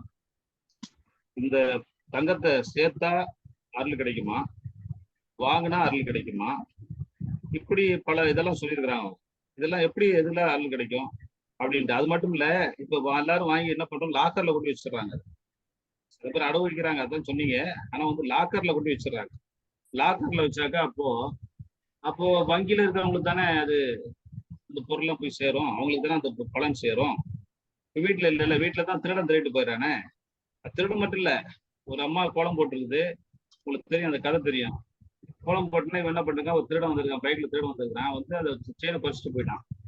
அம்மா கொய்யம் போயின்னு கத்திட்டு போயிடுச்சு. கொஞ்ச நேரம் கழிச்சு திருப்பி வந்திருக்கான், திருப்பி வந்து ஒரு அடி கொடுத்துருக்கான், கொடுத்துட்டு கவரி நகை போட்டிருக்கியான்னு சொல்லி. அது மாதிரி கழுத்துல இருக்கிறது கவரி நகையா இல்ல வந்து தங்க நகையான்னு சொல்லி திருடனுக்கு தெரியாது. ஏன்னா அவனுக்கு வந்து விற்கும்போதுதான் தெரியும். அது போல இந்த வரலட்சுமி அருள் வந்து இதுல எங்க இருக்கு, இது வந்து வணிகர்களுடைய பொருள் ஈட்டுகிற ஆசை அப்படின்னு சொல்லி அவங்க சொல்லியிருக்கிறாங்க. ஏன்னா இது வந்து ஒரு கண்கட்டு வித்த மாதிரி பண்ணிருக்கிறாங்க. செய்கூலி போடுறாங்க, சேதாரம் போடுறாங்க. அப்புறம் கூட வாங்கினா கூட ஒரு பொருள் வாங்க 1 கிராம் தங்கன்னு சொல்லி பண்ணி போடுறாங்க, ஏதோ ஒரு விலை போடுறாங்க. உதாரணத்துக்கு ஒரு 6000 வச்சுக்கோங்க. இப்போ நீங்க 8 கிராம் வாங்கணும்னா 6 8 48, 48,000 எடுத்துட்டு போனா வாங்கிட்டு வர முடியுமா? முடியாது. 8 கிராம் தங்க நீங்க வாங்குறதுக்கு 48,000 எடுத்துட்டு போனா வாங்க முடியாது. ஆனா அதுக்கு வந்து ஒரு செய்கூலி ஒண்ணு இருக்கு, சேதாரம் ஒண்ணு இருக்கு, இப்படி எல்லாம் போட்டு இங்க வாங்குறாங்க. அது வந்து அவங்களுடைய பொருள் ஆசை, நம்மளை ஏமாற்றுகிறார்கள். நம்மளுடைய பலவீனத்தை பயன்படுத்தி இதெல்லாம் செய்யறாங்க. இது வந்து ஒரு அத்தியாவசியம் இல்லை, இது வந்து ஒரு அனாவசியமான விஷயம்னு சொல்றாங்க. ஏன்னா எவ்வளவு பேர் வயிற்றுக்கே சாப்பாடு இல்லை, தங்கம் வாங்குறதுக்கு மட்டும் காசு எப்படி இருக்கும்? அப்படின்னு சொல்லியிருக்கிறாங்க. அது மட்டும் இல்ல, அவங்க சொல்லிருக்காங்க தங்க ஊசி இதெல்லாம் எடுத்து கண்ணில் குத்திக்க முடியாதுன்னு சொல்லியிருக்காங்க. ஆமா, உண்மைதான் அது. நிறைய விஷயங்கள் வந்து பாத்தீங்கன்னா, இப்போ சில இதுல வந்து இப்போ நம்ம ஆடிப்பெருக்கு, ஆடி மாதம் 18, சாரி 18 ஆடிப்பெருக்கு வரும். அந்த ஆடிப்பெருக்குன்றதே ஒரு தனி கதை. ஆனா அந்த ஆடி மாசம் இந்த விழாவும் நடக்காதனால ஆடி தள்ளுபடி, அப்புறம் ராகு காலத்துல வந்து போய் எடுத்தாக்க அதுக்கு ஒரு தள்ளுபடி, செவ்வாய்க்கிழமை எடுத்தா அதுக்கு ஒரு தள்ளுபடி, இப்படி வந்து தள்ளுபடிகள் இருக்குது அப்படின்னு சொல்லி இன்னைக்கு வந்து இந்த இதை வந்து வணிகருடைய பொருளாசை தான் என்று சொல்லி தன்னுடைய வாதத்தை மிக நேர்த்தியாக அவர்கள் எடுத்து வைத்திருக்கிறார்கள். அப்படியெல்லாம் இல்லம்மா, இது வந்து வரலட்சுமி அருள்னா அது எப்படி கிடைக்கும் அப்படின்னு சொல்லி வாதாடுறதுக்காக, தன்னுடைய வாதத்தை எடுத்து வைப்பதற்காக கவிஞர் அமுதா சிங்காரவேலு அவர்கள் வந்திருக்கிறாங்க. தன்னுடைய வாதத்தை அவர் எடுத்து வைப்பதற்காக இப்போது அவர்களை அழைக்கிறேன். வாங்கம்மா. வணக்கம் ஐயா. தாய் தமிழையும் என்னுள் உறைந்த எண்ணவரையும் வணங்கி சங்கத்தமிழ் பூங்கா நிறுவனர் ஐயா தமிழ் திரு நீலகண்ட தேசிகன் ஐயா அவர்களை வணங்கி, பட்டிமன்ற தலைமை ஐயா திரு MK ராஜ்குமார் ஐயா அவர்களை வணங்கி, இந்த பண்டிகை காலங்களில் தங்கம் சேர்வது வரலட்சுமி அருளா வணிகர்களின் பொருளா? நான் வரலட்சுமி அருள் என்று பேச வந்திருக்கிறேன் ஐயா. ஐயா, எனக்கு ஒரு விடயம், வரலட்சுமி அருள் என்றால் ஏன் இவ்வளவு பதறுகிறார்கள் என்று எனக்கு தெரியவில்லைங்க ஐயா. எதிர்த்தரப்பினர் பதறி இருப்பதாக நான் நினைக்கிறேன். நாமெல்லாம் நகை போடுவதெல்லாம் குறைத்துக் கொண்டோமா அல்லது குறைத்துக் கொள்ள போகிறோமா? யாரும் அந்த பழக்கங்களை விட்டுவிட போகிறோமா என்ற ஐயத்தை எழுப்பி வைத்து சென்றிருப்பதாக எனக்கு தோன்றுகிறது. நாம் நகை எடுப்பது சேமிப்பது என்றதெல்லாம் இன்று புதிதாக வந்ததில்லை என்று ஐயா அவர்களும் கருத்து சொல்லீர்கள். பண்டைய காலம் தொட்டே நாம் நகை வாங்குவது, ஆபரணம் அணிவது, இதெல்லாம் நாம் பண்டைய காலம் தொட்டே நாம் பயன்படுத்தி வருவதுதான் என்று அனைவருமே அறிந்ததுதான். அது எதிர்த்தரப்பினர் சற்று மறந்து போனார்கள் என்று நினைக்கிறேன். நாம் அதனால்தான் நமது காப்பியங்களில் கூட ஐம்பெரும் காப்பியங்களான சிலப்பதிகாரம், சீவக சிந்தாமணி, மணிமேகலை, குண்டலகேசி, வளையாபதி என்ற 5 காப்பியங்களுக்கும் கூட அணிகலன்களாக நாம் முன்னோர்கள் பெயரிட்டிருக்கிறார்கள். அது சிறப்பு வாய்ந்ததாக கருதப்படுகிறது. அதனையும் இவர்கள் மறந்து போனார்கள் என்று நினைக்கிறேன். பதற்றம் ஒரு புறம் அவர்களுக்கு இருக்கும் பட்சத்தில் கடவுள் அருளே வேண்டாம் என்று சொல்ல வருகிறார்களா என்ற ஐயப்பாடும் எனக்குள் எழுகிறது. நமது வணிகம் தொடர்பான முத்து பாண்டிய மன்னர்கள் இட்ட முத்துக்களுக்கு எத்தனை உலக நாடுகளில் இருந்தது என்றதும் நம் வரலாற்று சான்றாக இருக்கிறது. அவ்வளவு மதிப்பு வாய்ந்த நகை, ஆடை, அணிகலன்களில் நாம் என்றுமே பாரம்பரியம் மிக்கவர்களாக தான் இருந்திருக்கிறோம். அன்றிலிருந்து இன்றைய காலம் கட்டம் வரை என்பதை நான் ஆணைத்தரமாக பதிவு செய்ய விரும்புகிறேன் ஐயா. வணிகர்களுக்கு பொருளை என்று இவர்கள் சொல்ல வருகிறார்கள். லாப நோக்கம் இல்லாமல் எந்த ஒரு வணிகமும் நடைபெறாது. இது அனைவருக்கும் தெரிந்தது. அவர்கள் எது வேண்டுமானாலும் சொல்லிக் கொண்டு போவார்கள் தான். ஆனால் லாப நோக்க கணக்கு பார்த்தால் நாம் வாங்கி கொண்டு இருக்க முடியுமா என்று இவர்கள் யோசிக்க வேண்டும். இப்ப ஒரு 2 கடைகள் இருக்கிறது என்று வைத்துக் கொள்ளுங்கள். எதிர்த்தரப்பினர் அணியில் இருப்பவர்கள் வாங்குகின்ற ஒரு கடை ஒரு நியாயமான விலையில் வைப்பது என்று வைத்துக் கொள்ளுங்கள். இன்னொரு கடை அதை விட அதிகமான லாபத்திற்கு விற்கிறார்கள் என்று வைத்துக் கொள்வோம். ஒரு இக்கட்டான சூழ்நிலை, ஒரு பந்து வருகிறது, அனைத்து கடைகளும் மூடப்பட்டிருக்கிறது. இந்த லாப நோக்கம் கொண்ட கடைகள் தான் இருக்கிறது என்று நாம் வைத்துக் கொண்டோமானால் இவர்கள் பொருள் வாங்குவார்களா இல்லையா?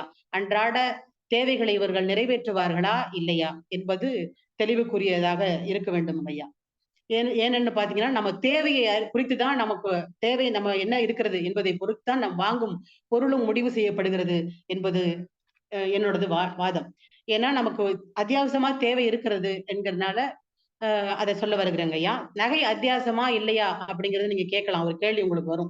அப்ப நகை ரொம்ப அத்தியாவசியமா அப்படின்னா, நகை அத்தியாவசியம் ரொம்ப இல்லைன்னு நம்ம சொல்லிட மறுத்திட முடியாது. ஏன்னா அதை நம்ம வந்து லாப நோக்கோ இல்ல அது ஆடம்பரமோ எப்படியெல்லாம் நம்ம பார்க்க வேண்டும் என்ற அவசியம் இல்லை. அதை ஒரு வருங்கால சேமிப்பாக பாருங்கள் என்று நாங்கள் சொல்கிறோம். எனக்கு தெரிந்த 2 குடும்பம் இருந்ததுங்க ஐயா. அவர்கள் குடும்ப தலைவர் அவர்கள் நன்றாக பொருள் ஈட்டி சம்பாதிக்கக்கூடியவர், வறுமையிலே இருந்து சிக்கனமான முறையிலே பணம் சேர்த்து கடைசியாக ஒரு ரிட்டைர்மெண்ட் பணம் என்று, ஓய்வூதிய பணம் என்று அவர்களுக்கு மொத்தமாக வந்து சேர்ந்தது. இன்னும் அவர்கள் அதனை ஒரு நகையிலேயோ நிலத்திலேயோ நம்ம முதலீடு செய்தோம் என்றால் அப்போது அதற்கான பலன் அவர்களுக்கு தெரிந்திருக்கவில்லை. இது 20 ஆண்டுகளுக்கு முன்பாக நடந்த விடை. அதற்கான பலன் தெரியவில்லை. அந்த மாதிரி ஒரு நிலத்திலேயோ அவர்கள் நகையிலேயோ அவர்கள் முதலீடு செய்திருக்கவில்லை. அவர்கள் என்ன பண்ணாங்கன்னா, இமீடியட்டா நம்ம வந்து செலவு பண்ணணும், நம்ம இமீடியட்டா ஒரு அதிகமான தொகை வர வேண்டும் என்பதற்காக ஒரு வட்டிக்கு கொடுக்கும் நபரிடம் அந்த பணத்தை கொடுத்து தன் மாத வருமானத்தை விட அதிகமான தொகை வந்திருக்கிறது வரும் என்ற காரணத்தினால் அவர்கள் அதனை வட்டிக்கு கொடுத்திருந்தார்கள். அந்த பணத்தை பார்த்தீங்கன்னா அவர்கள் துரதிருஷ்டவசமோ என்னவோ தெரியவில்லை, அந்த வட்டிக்கு வாங்கியவர்கள் வந்து கொடுக்க முடியாத சூழ்நிலைக்கு போய் அந்த குடும்ப நபர் தவறி காரணத்தினால் அந்த குடும்பம் நாங்கள் வட்டிக்கு கொடுக்க மாட்டோம், இந்த தொகையினை வேண்டுமானால் கொஞ்சம் கொஞ்சமாக திருப்பி தருகிறோம் என்று அவர்களுக்கு அந்த தொகை முழுசாக கிடைக்கவில்லை. அதுவும் சில லட்சங்கள் தொகை என்பது 20 ஆண்டுகளுக்கு முன்பெல்லாம் மிகப்பெரிய தொகைதான். அது முழுதாக வந்து சேரவில்லை அவர்களுக்கு. கொஞ்சம் கொஞ்சமாக அவங்க கொடுத்து அடைச்சு முடிச்சாங்க. இதனால் இவர்களுக்கும் பயனில்லை. அன்றே அவர்கள் நகைகளிலோ பெரிய முதலீடு ஏதோ செய்திருந்தால், ஒரு நிலமோ நகையே செய்திருந்தால் அவர்களுக்கு அது உதவியாக இருந்திருக்கும். இதைத்தான் நாங்கள் சொல்லுகிறோம். கொஞ்சம் கொஞ்சமாக இருந்தாலும் ஒரு நகை என்பது ஒரு ஆபத்து காலங்களில் நமக்கு உதவக்கூடியது. இப்போ மற்றைய பொருள்களாக நாம எதையுமே சேர்த்து வைத்துக் கொள்ள முடியாது. ஒரு எலக்ட்ரானிக் பொருளாக இருக்கட்டும், தானியங்களாக இருக்கட்டும், எந்த ஒரு பொருளுமே நாம் வந்து சேர்த்து வைத்துக் கொள்ள முடியாதுங்க ஐயா. ஒரு நகை என்று வரும்போது அது வந்து உடனடி பண தேவையாக நமக்கு இருக்கும். அதனால் நகை என்று நாம் சேர்த்து வைத்துக் கொள்ள வேண்டும் என்று நான் சொல்ல வருகிறேன். எதிர்த்தரப்பினர் வேண்டுமானால் நகைகள் எல்லாம் இல்லாமல் இல்லை, நாங்கள் அவசர காலங்களில் கூட நாங்கள் திண்டாடி கொண்டிருப்போம் என்று இருந்து விடுவார்கள் என்று நினைக்கிறேன். நம் பாரம்பரியங்களிலே கூட உறவு முறைகள் நீடிப்பதாக இருக்கட்டும், நம்மளது குழந்தைகளின் வளர்ப்பிலே கூட இந்த நகைகளின் முக்கியத்துவம் வந்து கொண்டேதான் இருக்கிறது. காதணி விழா இருந்து தாய்மாமன் சீர் செய்வது வரை, உறவினர்கள் நமக்கு முறை செய்வது வரை நமக்கு வந்து நகைகள் ஒரு முக்கிய பங்கு வைக்கிறதுங்களா இல்லைங்களா ஐயா? அதனை நம்ம மறுக்க முடியுமா? யாராவது மறுக்க முடியுமா? இல்ல தாய்மாமன் சீர் எனக்கு செய்ய வேண்டாம், எங்க அண்ணனோ தம்பியோ எனக்கு வந்து செய்ய வேண்டாம், சும்மா வந்து நின்றுட்டு போங்க, நீங்க வந்து அவங்க வணிகர்கள் ஞாபக நோக்கத்தோட இருப்பாங்கன்னு யாராவது மாற்று கருத்து உள்ளவர்கள் சொல்ல தயாராக இருப்பார்களா? அப்படியெல்லாம் இல்லை தானே. உறவுமுறைகள் உறுதிப்படுத்துதலும் அவர்களுக்கான முறைகளை செய்வதும் நாம் நகைகளை கொண்டே நாம் ஆரம்பித்திருக்கிறோம். அது நமது பாரம்பரியம், நமது பண்பாடு. இதனை மாற்றி தர முடியாது. பெண்களுக்கு நகையில் போட்டு அணி ஆபரணங்களாக நாம் அவர்களை மகிழ்விப்பது மட்டுமல்ல, அவர்களுக்கான உரிமையும் அவர்களுக்கான ஒரு பாதுகாப்பு உணர்வையும் நாம் தருகிறோம் என்பதை இவர்கள் மறுத்துவிட முடியுமா? நகைகளின் பங்கு இல்லவே இல்லை என்று நாம் சொல்லிவிட முடியுமாங்க ஐயா? நகைகள் எவ்வளவு ஒரு பெண்களுக்கு பாதுகாப்பு, பெண் வீட்டிலே போட்டு அனுப்புகின்ற நகை ஒரு பெண்ணுக்கு எவ்வளவு பாதுகாப்பு என்று நீங்கள் சொல்லுங்கள். அவர்கள் அதனை வைத்துக் கொண்டு ஒரு ஆபத்து காலங்களில் அவளால் பொருளீட்ட முடியாத ஒரு காலத்திலோ அல்லது வந்து அவள் மேற்கொண்டு எதுவும் செய்ய முடியாத காலத்திலே கூட அந்த நகைகளை விட்டு அவள் எவ்வளவோ செய்து விடலாமே. நம்மளுடைய தாய் வீட்டிலிருந்து பெண்களுக்கு ஒரு பாதுகாப்பான நிலையை அவர்கள் தந்து விடவில்லையா? இதை மறுக்க முடியுமா? இதை இவர்கள் சொல்வது வந்து இன்றைய காலகட்டத்தில் ஏன் வாங்குவீர்கள், இன்றைய காலகட்டத்தில் ஏன் வாங்குவீர்கள்? நகை வாங்குவது என்பதே முக்கியத்துவம் தானம்மா. நகை வாங்குவது என்பதே முக்கியத்துவம் வாய்ந்தது. அதை நாம் மறுத்து விட முடியாது. வேற எந்த பங்கு சந்தையாகட்டும், வேறு எந்த நிகழ்வு, எந்த சேமிப்பிலும் நாம் நகைகள் சேமித்து விட முடியாது. நகைகள் என்றால் உடனடி தீர்வு. ஒரு பெரிய முதலீடு நாம் வீட்டில் செய்கிறோம் என்று வைத்துக் கொள்ளுங்கள், வீடு வாங்குகிறோம், மற்றபடி பெரிய என்றால் ஒரு நகை இருக்கிறது என்றால் நாம் யாரையும் கண்டுகொள்ள வேண்டாம், யாரிடம் போய் நிற்க வேண்டாம், உடனே அதை விற்றோ அடமானம் வைத்தோ நாம் அதை உபயோகப்படுத்துகிறோமா இல்லையா? இதை எப்படி நாம் மறுக்க முடியும்? நகை என்பது வணிகர்களின் பொருள் அவர்களுக்கு பொருள் என்று சொல்கிறார்கள். ஏழைகள் என்ன செய்வார்கள் என்றார்கள். ஏழைகள் ஒட்டுமொத்தமாக 100 பவுன் நகைகளை நாங்கள் வாங்க சொல்லவில்லை அம்மா, சிறு சிறு சேமிப்பு, அது ஒரு ஆபத்து காலங்களில் உதவும் என்று சொல்லுகிறோம். அதன் தேவை நமக்கு அதிகம் இருக்கிறது என்று சொல்லுகிறோம். அதை வந்து ஒரு அதிகமாக கொடுத்து நம்ம ஏமாந்து விட்டோம் என்ற கணக்குக்கு நீங்கள் வராதீர்கள். அது சேமிப்பாக மட்டுமே நீங்க கருதுங்கள். நகைகள் இருப்பது என்பது ஒரு மகாலட்சுமி வீட்டில் இருப்பது போன்றதுதான். அது மாற்று கருத்து இல்லை. நகைகள் இருப்பவர்கள் மதிக்கப்படுகிறார்கள். அதனால் நகைகள் என்பது வரலட்சுமியின் அருளே என்று கூறி, வரலட்சுமியின் அருள் முழுமையாக நடுவர் அவர்களுக்கு கிடைக்க போகிறது எங்களின் அணிக்கு தீர்ப்பு சொல்லி என்று கூறி சிறந்த வாய்ப்புக்கு நன்றி கூறி அமைகிறேன். நன்றி, வணக்கம் ஐயா. நன்றி, வணக்கம் அம்மா. நல்ல ஒரு நீண்ட ஒரு ஒரே ஆற்றினீங்க. உங்களுடைய பக்க நியாயங்களை, வாதங்களை எடுத்து வைத்தீர்கள். ஏன் வந்து இவங்க இதை சொன்னாலே, வரலட்சுமி அருள் சொன்னாலே பதற்றமாகறாங்க? அயற்பெரும் காப்பியங்கள்ல வந்து இதை பத்தி சொல்லி இருக்குது. பாண்டிய நாட்டுல விளைஞ்ச முத்து தான் உலகத்துக்கெல்லாம் போய் வந்து மிகப்பெரிய பேரை வாங்கி கொடுத்தது. பொருளை வச்சு தானே பண்ணும், அத்தியாவசியம் தானே தங்கன்றது, சேமிப்பு தானே அப்படின்னு சொல்லிட்டு ஒருத்தர் ஒரு கதையை சொன்னாங்க. வட்டிக்கு கொடுத்து திண்டாடிய ஒரு கதையை சொன்னாங்க. பாரம்பரியமாகவே தங்கத்தை வாங்குகிறோம் அல்லது தங்கத்தை வைத்துக் கொள்கிறோம். தங்கம் தான் நமக்கு முதலீடாக அல்லது எல்லாவற்றுக்குமே பயன்படுகிற ஒரு பொருளாக இருக்கிறது. அது ஆபத்து காலத்துல உதவுது. அது மட்டுமல்ல, இன்றைக்கு பெண்ணை வீட்டிலே பெண்ணை அவர்கள் திருமணம் செய்து கொடுக்கிற போது, அது கன்னிகாதானமாக இருந்தாலும் எப்படி இருந்தாலும் திருமணம் செய்து கொடுக்கிற போது அந்த பெண்ணுக்கு ஒரு பாதுகாப்பாக என் பொண்ணை மட்டும் கொடுக்கவில்லை, நான் பொண்ணையும் கொடுக்கிறேன் என்று சொல்லி அந்த பாதுகாப்பு, அந்த பொண்ணோடு ஒரு ஆபரணங்களை போட்டு அனுப்புகிற இந்த பாரம்பரியத்திலே வந்தவர்கள் நாங்கள் அப்படின்லாம் சொல்லி ஒரு நல்ல ஒரு சிறப்பான ஒரு வார்த்தை அவர்கள் எடுத்து வச்சிருக்கிறாங்க. அதெல்லாம் ஒண்ணும் இல்லைங்க, இவங்க இப்படிதான் சொல்லுவாங்க. ஆனா வந்து இதுல எங்க அருள் இருக்கு, வரலட்சுமி அருள் எங்க இருக்கு, வணிகருடைய பொருள் தான் இருக்குன்னு பேசுவதற்காக கவிஞர் பார்வதி பாலசுப்ரமணியம் அவர்கள் அவினாசிலிருந்து வந்திருக்கிறாங்க. வாங்கம்மா, உங்களுடைய வாதங்களை. சங்கத்தமிழ் இலக்கிய பூங்கா தலைவர், செயலாளர், நிர்வாகி அனைவர்களுக்கும் என் இனிய வணக்கம். எனது சங்கத்தமிழ் இலக்கிய பூங்கா சகோதர உறவுகளுக்கு என் மதிய வணக்கங்களோடு, நடுவர் அவர்களுக்கும் என்னோடு வாதிட வந்திருக்கும் சகோதர உறவுகளுக்கும் அன்பு வணக்கம். எனக்கு தெரிஞ்சு இவங்க வரலாற்றை தப்பா படிச்சிருக்கிறாங்க ஐயா. எல்லா இதுலயும் வந்து நீங்க தங்கம் தான் வந்து முன்னால வித்தாங்க, முத்து வித்தாங்க, வைரம் வித்தாங்கன்னு சொன்னீங்களே, மணிமேகலை நல்லா படிச்சீங்களாமா? அச்சய திருதையை என்பதே வந்து மணிமேகலை ஏழைகளுக்கு உணவிடுவதற்காக அந்த அச்சய பாத்திரத்தை எடுத்த நாள் தான். அங்கேயே நீங்க அவுட் ஆயிட்டீங்க. அது வந்து வரலட்சுமி அருள் இருக்குதா இல்லையா அப்படிங்கறதுன்னு தெரியாது. எல்லார் வீட்லயும் அன்னலட்சுமி நிறைஞ்சிருந்தா மட்டும்தான் நீங்க வரலட்சுமியை போய் தொடவே முடியும். நாங்க அதைத்தான் சொல்ல வர்றோம். எல்லா இடங்கள்லயுமே வணிகர்கள் தான் வந்து, வணிகர்களுக்கு தான் அது பொருள். ஒரு அறிவியல் ரீதியா நீங்க பார்க்க போனீங்கன்னா, ஒரு விஷயத்த 3 தடவை சொன்னீங்கன்னா அது உடனே போய் மூளையில பதிஞ்சிரும். அதை அவன் கரெக்டா புடிச்சுக்கிட்டான். ஒவ்வொரு செகண்டுக்கும் உங்களுக்கு விளம்பரங்களை அள்ளி வீசிக்கிட்டே இருக்கிறான். ஒரு டிவி இல்லாத காலகட்டங்கள்ல அது அவ்வளவா பெருசா போய் ரீச் ஆகவே இல்லை. ஆனா இப்ப நினைச்சு பாருங்க, ஒவ்வொரு செகண்டுக்கும் உங்களுக்கு அந்த விளம்பரங்கள் தான் வந்துட்டே இருக்குது. அப்ப நீங்க என்ன நினைக்கிறீங்க?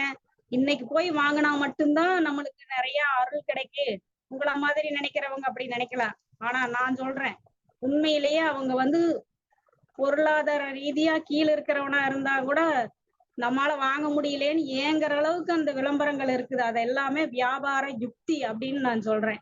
இப்ப யாருக்கு பொருத்தம் பாக்குறோமோ இல்லையா சார், இந்த பக்கத்து வீட்டுக்காரனுக்கு நம்மளுக்கு நல்ல பொருத்தம் பார்த்துக்கணும். ஏன்னா நம்மளை விட கீழே இருந்தான்னு வைங்க, அது ஒரு பெரிய பிரச்சனையே இருக்காது. நம்மளை விட கொஞ்சம் மேல இருந்தான்னு வச்சுங்க, நம்ம வீட்டுல நடக்கிற சண்டைக்கு அவனே தான் காரணம்.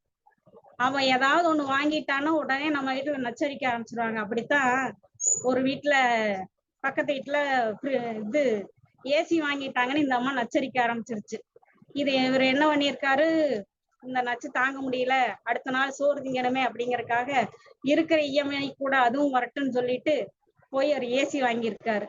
அந்த அம்மாவுக்கு ஏற்கனவே நுரையீரல் பிரச்சனை. ஏசி வாங்கி மாட்டின 2 நாள் அந்த ரூம்ல தூங்கி இருக்கு. 3ஆவது நாள் மூச்சு அடைச்சிட்டு ஆம்புலன்ஸ், ஆஸ்பத்திரி காசுன்னு ஏசி வாங்கின காசோட எகிரி பில்லு. அப்புறம் அவங்க ரூம்ல ஏசி இருக்குது, ஆனா இந்த அம்மா மூச்சு விட்டுறக்கூடாதுன்னு எல்லாரும் வராண்டால வந்துருக்குறாங்க. இப்ப அடுத்தவனை நம்பி நாம தான் சூடு போட்டுக்கிட்டோமே தவிர, அது மாதிரிதான் இந்த தங்கம் வாங்குற கதையும். அதே விளம்பர யுக்தி அவன் என்ன பண்றான்னா, காலையில 6 மணிக்கு மங்களகரமா எல்லாரும் தெளிவா இருக்கிற மாதிரி 12 மணிக்குமே எல்லாத்தையும் போடவே மாட்டான். நீங்க வேணா பாருங்க, இந்த கருங்காலி மாலைன்னு போடுவாங்க சார். அந்த கருங்காலி மாலை எங்க, அந்த மரம் எங்க இருக்குது? அது ஒரு மரத்தினால செய்யப்படுறது. தங்கத்துக்கு இதுக்கு என்ன சம்மதம் நீங்க கேட்காதீங்க, நான் கடைசியா சொல்றேன். அது என்னன்னா, அத வாங்கி கையில மாட்டிக்கிட்டா நீ வேலைக்கே போக வேண்டியது இல்லை, அப்படியே அருள் கொட்டிரு. நீங்க அருள்னு சொல்றதுனால நான் இதை சொல்றேன். உடனே வந்து மகாலட்சுமி அருள் கொட்டுது, நீங்க வந்து இதுக்கு மேல குபேரனாவே ஆயிரலாம் அப்படின்னு உங்களை மண்டைய கழுவுவாங்க பாத்துங்க. அந்த இடத்துல அப்படிதான் நினைச்சிட்டு அவன் வாங்கி போடுவேன். அத்தனை பேர்த்துக்கும் அவங்க போய் வாங்குறப்ப உங்களுக்கு என்ன தோணும்? அந்த பொருளோட தேவை அதிகமா இருக்கிறப்போ ஒரு போலி உள்ள வருதா? ஒரு போலி உள்ள வர்றதுக்கு நாம காரணமா இருக்கிறோம். அது ஒரு மரம். நாம அதை வாங்குறப்ப மரங்கள் வெட்டப்படுதா? ஒரு மரம் வெட்டப்படுறதுக்கும் நாம மறைமுகமா காரணமா இருக்கிறோம். அது மாதிரிதான் நீங்க எனக்கு 6 அறிவு இருக்குதுன்னு ஒரு சகோதரி சொன்னாங்க. அப்படி இருக்கிறவங்க இதை யோசிங்க. நம்மள அவங்க மூளைச்சலவை செய்யறாங்க. நம்ம விளம்பரங்களை நம்பி இப்படி போய் உழுகுற நம்ம ஒரு நல்ல எந்த மதமுமே பாத்தீங்கன்னா எந்த மதமுமே தங்கம் வாங்கினா இந்த மாதிரி அருள் வருது அப்படின்னு சொல்லவே இல்லை. இது நம்மளா ஒவ்வொருத்தரும் கூட இருக்கிறவன் சொல்லி சொல்லி அப்படி நம்மள மூளைச்சலவு பண்றதுனாலதான். எந்த அருளாளர்களாவது சொல்றாங்களா? புண்ணியங்களை தேடுங்கள் தான் சொல்றாங்க. அருள் கிடைக்கும்னு எவனும் சொல்லவே இல்லை. நீங்களாதான் ஒன்னொன்னையும் போய் நீ ஒரு விளம்பரத்தை நம்பி இதனால அதுல ஒரு விளம்பரத்தை நம்பி நீங்க தான் போய் அதுல உளுந்துக்கிறீங்களே தவிர அதனால அருள் கிடைக்கிறதே இல்லை. நம்மளுக்கு கடனாளி ஆகிறவன் தான் அதிகமா இருக்கிறான். சொல்லுங்க பார்க்கலாம். ஒருத்தருக்கு 20,000 தான் சம்பளம் அப்படின்னு வச்சுக்கோங்க. அட்சய திருதி அன்னைக்கு போய் வாங்கணும், ஒரு பவுனாவது வாங்கணும் அப்படின்னு நீங்க போய் நின்னீங்கன்னா மீதி 30,000 எங்க போய் வாங்குவீங்க? கடன்காரனா போய் அந்த நகையை வாங்கி போட்டு கடன் தீந்துருமா? உங்களுக்கு கடன் அதிகமா தான் ஆயிட்டு இருக்குது. அதை கொண்டு போய் வட்டிக்கு வச்சு அந்த எங்க சகோதரி சொன்ன மாதிரி வங்கியில இருக்கிறவனெல்லாம் அப்புறம் அவன் பெரிய ஆளாதான் இருந்திருக்க முடியும். அது மாதிரி நீங்க தப்பான ஒரு பாதையில போயிட்டு இருக்கிறீங்க. சரியா முழிச்சுக்குங்க. நீங்க ஒரு விளம்பர யுக்திய நம்பி நீங்க இதுதான் அருள் அப்படின்னு நினைச்சுக்காதீங்க. எல்லா மதங்களும் சொல்றது என்னன்னா, ஒரு ஏழை ஒருத்தனுக்கு உதவுங்க, ஒரு மரம் நடுங்க அப்படின்னு இப்ப இருக்கிற அறிவியல் உலகத்துக்கு தகுந்த மாதிரி அடுத்த தலைமுறைக்கு நாம என்ன செய்யணும் அப்படின்னு நினைச்சு செஞ்சோம்னா அதுதான் உண்மையான வரலட்சுமி அருளோட இருக்குமே தவிர நீங்க நினைக்கிறதெல்லாம் இல்ல. தங்கம் வாங்கித்தான் அதை கொண்டாடணுங்கிற அவசியமே இல்லை. எல்லா பண்டிகைகளும் சொல்வது இல்லாத ஒருவனுக்கு கொடுங்கள் என்பதுதானே தவிர தங்கம் வாங்குங்கள் என்று சொல்லவே இல்லை. இப்ப இருக்கிற விளம்பர யுகங்கள் தான் உங்களுக்கு அப்படி தப்பான ஒரு விஷயத்தை காமிச்சிட்டு இருக்குது. வாய்ப்புக்கு நன்றிங்க ஐயா.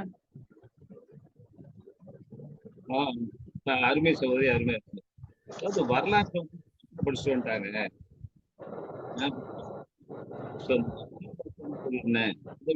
மனைவிகள் இந்த அட்சய பாத்திரம் தர்மனுக்கு இது சூரியன் கொடுத்ததுதான் அட்சய பாத்திரம் சொல்லுவாங்க. அப்புறம் மாதவி வச்சுதா சொல்லுவாங்க. அப்புறம் புத்தர் வச்சிருந்தாருன்னு சொல்லுவாங்க. இந்த மாதிரி அல்ல குறையாத ஒரு அட்சய பாத்திரம் தான். அது வேற இது வேற. இந்த அட்சய திருதை என்பது அதாவது சோறு போடுற ஒரு பாத்திரம்.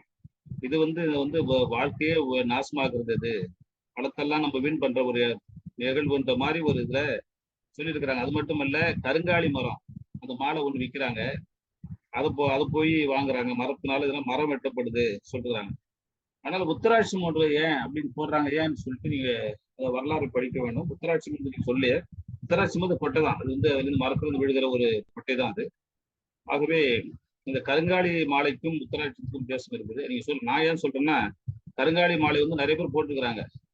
ஆனா மனிதர்கள்ல ஒரு சில ஆட்களை கருங்காலிகள் என்று சொல்லுவார்கள். அது ஏன் சொல்றாங்கன்னு உங்களுக்கு தெரியும். அதே போல மூளை செலவு பண்றாங்க. இந்த வியாபாரிகள் மூளை செலவு, வணிகர்கள் மூளை செலவு பண்றாங்க. இதுக்கும் அதுக்கும் சம்பந்தமே இல்லை. வரலட்சிக்கு இதுக்கும் என்ன சம்பந்தம் இருக்கு? தங்கம் வாங்கித்தான் வாழணும்னு அவசியம் இல்லை. அப்படி ஒரு ஏது இல்லை, ஒரு நிபந்தனை ஒண்ணும் கிடையாது என்று சொல்லி தன்னுடைய ஆணித்தரமான வாதத்தை பார்வதி பாலசுப்ரமணியம் அவர்கள் எடுத்து வச்சிருக்கிறாங்க. இவங்க சும்மா சொல்றாங்கய்யா, அப்படிலாம் கிடையாதுயா. இதுவே என்னன்னாக்க வரலட்சுமி அருள் இருந்தாலே நடக்குன்னு சொல்லி பேசுவதற்காக கவிஞர் பாலம்மாள் பொன்னுசாமி அவர்களை தன்னுடைய வார்த்தை எடுத்து வைக்க அழைக்கிறேன்.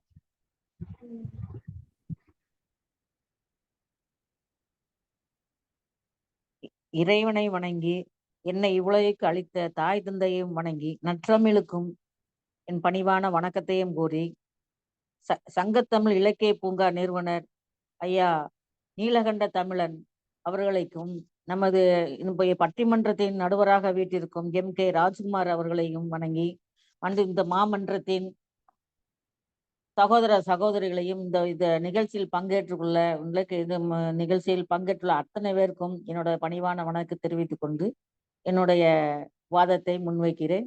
நான் வரலட்சுமியின் அருளே என்கிற அணியில நான் பேச வந்துள்ளேன். அதாவது அட்சய திருதே என்ன அப்படின்னா அது என்ன காரணம் என்ன அப்படிங்கிறத முதல்ல தெரிஞ்சுக்கணும். மகாபாரதத்துல எல்லாம் அவங்க தோத்து பஞ்சபாண்டவர்கள் எல்லாம் ஊரை விட்டு எல்லாம் காலி பண்ணி போகும்போது அவங்களுக்கு அவங்க கூட வாரவங்களுக்கு சாப்பிடுறதுக்கு வழியே இல்லை. அந்த ஒரு சூழ்நிலையில இப்ப ரொம்ப தர்மன் ரொம்ப வருத்தப்படுறாரு. இப்படி நமக்கு சாப்பாடு கூட வழி இல்லாம இருக்க சூழ்நிலையில மத்தவங்களுக்கு பசியாற்ற முடியலையே அப்படிங்கிற ஒரு கவலையில இருக்கும்போது நம்ம சூரிய பகவான் ஒரு அட்சய பாத்திரத்தை அந்த கொடுத்த நாள் சித்திரை மாதம் வரக்கூடிய அமாவாசை கழிந்த 3ஆவது நாள். அந்த நாள் அந்த ஒரு அட்சய பாத்திரத்தை கொடுத்து அதுல இருந்து குறையாமல் வரக்கூடிய ஒரு அன்னத்தை எடுத்து எல்லாருக்கும் பசியாற்ற கொடுக்க வேண்டும் என்று அந்த பகவான் அருளால் வந்ததுதான் அந்த அட்சய திருதை அப்படிங்கிறது. அட்சய திருதைனால எல்லா அருளும் பெற்ற நாள் அது. அதனால இது வரலட்சுமி அருளும் அதுல நமக்கு சேர்ந்ததுதான். நமக்கு அட்சய பாத்திரமாக பசியை போற்றி ஏழை மக்களுக்கும் போற்றக்கூடிய ஒரு நாளும் சிறந்த நாள் தான். அதை போற்று வணங்கியதில் எல்லா மக்களுக்கும் அதுல விருப்பமாக இல்ல நம்பிக்கையோடு தான் நம்ம அதை செயல்படுகிறோம். அட்சயம் என்றால் குறைவில்லாது என்று பொருள். அதாவது தெய்வங்க அந்த நாள்ல அந்த அட்சய திருத நாள்ல தெய்வங்களையும் அபிஷேகம் பண்ணி ஆராதனைகள் சென்று நம்ம வழிபட்டால் நமக்கு அந்த வரலட்சுமியோட அருள் கிடைக்கும். அதனால எல்லா நமக்கு தேவையான பொருட்களும் அந்த நாளில் நமக்கு கிடைக்க வாய்ப்பு இருக்கு அப்படிங்கிற ஒரு முழு மனிதனின் நம்பிக்கையினாலதான். எதுக்கு நம்ம அது தங்கம் மட்டும்தான் வாங்குவோம் அப்படிங்கிறதில்ல. ஏழை எளியவளுக்கு நம்ம சாப்பாடு போடலாம் அந்த நாள்ல. அப்புறம் சின்ன பொருள் தங்கம் மட்டும்தான் ஒரு பருப்போ ஒரு உப்போ அந்த மாதிரி அந்த ஒரு நல்ல நாள்ல நம்ம வாங்கி வச்சோம்னா நம்மளோட வீடு சுபிட்சம் பெறும், ஒரு அருள் பெறும். அந்த இதுல மேலும் மேலும் நமக்கு அந்த வரலட்சுமி அருளால் நமக்கு நமக்கு கிடைக்கும். நம்ம குடும்பங்களும் நல்ல விருத்தி வரும் அப்படிங்கிற ஒரு நம்பிக்கையில பழங்காலம் தொட்டு இது இருந்துகிட்டு இருக்கு. இது இன்னைக்கு நேத்து இந்த அட்சய திருதை இப்ப தங்கம் வாங்குறாங்க அதனால அப்படி இருந்த இது கிடையாது. அட்சய திருதைன்னா ஒரு நல்ல நாள், ஒரு சுபிட்சமான நாள் அப்படிங்கிறது பழங்காலம் தொட்டே நமக்கு வந்து கொண்டே இருக்கிறது. அதனாலதான் அந்த இடத்துல நம்ம அந்த வரலட்சுமியும் நமக்கு தொழுது நம்ம இதனால் பித்ருல அதாவது இந்த இதுல அந்த நேரத்துல பித்ருக்களையும் நம்ம கும்பிடலாம். பித்ரு யுகத்தில போய் பித்ரு லோகத்தில் தாகமின்றி வாழ்வதற்கு செம்பு கலசத்தில் ஏலக்காய் கலந்து இந்த மாதிரி சில பொருள்களை எல்லாம் அதுல போட்டு அதை ஏழை எளியவர்களுக்கு அந்த தண்ணியை கொடுத்தால் பித்ருலோகத்தில் உள்ளவங்களுக்கே நம்ம கொடுத்த அருள் கிடைக்கும் என்கிறது ஐதீகம் நமக்கு சொல்கிறது, வரலாறு சொல்லுகிறது. அதே மாதிரி நம்மகிட்ட அதிக பொருள் பணம் தரக்கூடிய ஒரு பொருள் நம்ம கையில இருந்ததுன்னா ஒரு அவசரத்துக்கு உதவும். இதே நேரத்துல இலக்கியத்துல நீங்க பாருங்க, கோவலன் கண்ணகி முதல் வாழ்க்கை செய்வதற்காக வேண்டி மதுரைக்கு வாராங்க. வந்துடும் கோவலன் இடத்தில் பொண்ணு போல எந்த இதுவுமே இல்லை. அப்ப இல்லாம இருக்கும்போது வணிகம் செய்யணும். என்ன செய்ய? அப்ப இந்த கண்ணகி தன்னிடம் இருந்த ஒரு சிலம்பை கொடுத்து முத்து பரல்கள் படித்த சிலம்பை கொடுத்து நீங்க வித்துட்டு வாங்க, வித்துட்டு நம்ம வாணிகம் செய்யலாம் அப்படிங்க. அந்த மாதிரி தங்கமோ மற்ற வெள்ளி பொருளோ வாங்குவது அவசரத்துக்கு உதவி செய்யத்தான் நம்ம போட்டு ஆபரணம் பண்ணி வீட்டுக்குள்ள பூட்டி வைக்கவோ லாக்கர்ல வைக்கிறதுக்கோ அந்த அம்மா சொன்ன மாதிரி லாக்கருக்கு வைக்கிறதுக்கோ இது பயன்படுத்தவில்லை. அவசர யுகத்துக்கு, அவசர வேலைகளுக்கு, அவசர நேரத்துக்கு அடுத்தவங்ககிட்ட போய் கடன் வாங்காம இருக்குதுக்கு நம்மளோட பொருளே வச்சு நம்ம வாணியம் செய்யலாம்.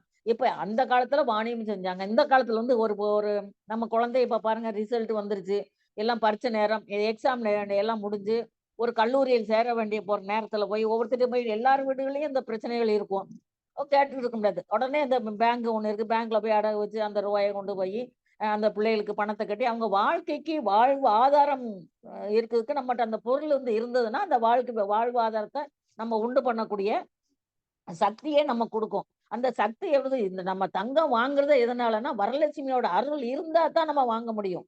அதனால வரலட்சுமி அருள் மக்களுக்கு, நம்பிக்கை உள்ள மக்களுக்கு, நம்பாத மக்களை பத்தி நம்ம கவலை இல்லை. நம்பிக்கையுள்ள மக்களுக்கு வரலட்சுமியோட அருள் இருந்தால் பொண்ணும் பொருளும் நமக்கு அள்ளி தந்து வாழ்க்கையை நிம்மதியையும் வரத்தையும் கொடுக்கக்கூடிய ஒரு சூழ்நிலையை நமக்கு உருவாகும். அது அந்த நாள்ல மக்கள் அட்சய திருதை நாள்ல ஏற்றத்தாழ்வு பார்க்காமல் அனைவரும் ஒற்றுமையாக இருந்து அன்னதானம் அளிப்பது உயர்ந்த பலனை தரும். அச்சய திருதியை அன்றுதான் கிரத யுகம் யுகம் என்று சொல்லக்கூடிய ஒரு யுகம் வந்து அன்றைக்கு தான் அது ஆரம்பிக்குது. அச்சய திருதி அன்று கூறிய சூரிய பகவானை வழிபட்டு வரலட்சுமியும் சூரியனையும் வணங்கி நல்ல ஒரு சிந்தனையோடு இருந்து நல்ல நாட்டுக்கும் மக்களுக்கும் நம்மளுடைய தவறான எண்ணங்கள் இல்லாமல் மறைந்து வரலட்சுமி அருளாலும் நம்ம அந்த தங்கத்தை வாங்கி வளம் பெற வேண்டும் என்று தான் இதோட நோக்கமே. இதற்கு வேற கருத்துகளோ வேற எதுவுமே இல்லை அப்படிங்கிறது. எனக்கு பேச வாய்ப்பளித்த அனைவருக்கும் நன்றி கூட்டி விடைபெறுகிறேன். நன்றி, வணக்கம். ஓகே, நன்றிமா. பாலம்மா அவர்கள், கவிஞர் பாலம்மா அவர்கள் ஒரு கருத்தை எடுத்து வச்சாங்க. நான் முன்னாடி சொல்லிட்டு நினைக்கிறேன். அதாவது நான் முன்னாடி சொன்னேன், அந்த மகாபாரதத்தில் தர்மன் மிகவும் சோர்வுற்று இந்த வாழ்க்கை இப்படி ஆய்விட்டது என்று சொல்லி வறுமைக்கு வருகிற மக்களை அல்லது இப்படி வருகிறவர்களுக்காக ஒரு உணவளிப்பதற்காக சூரியன் அவருக்கு கொடுத்ததாக அந்த அட்சய பாத்திரத்தை கொடுக்கிறார்கள் நமக்கு பார்க்கிறோம்.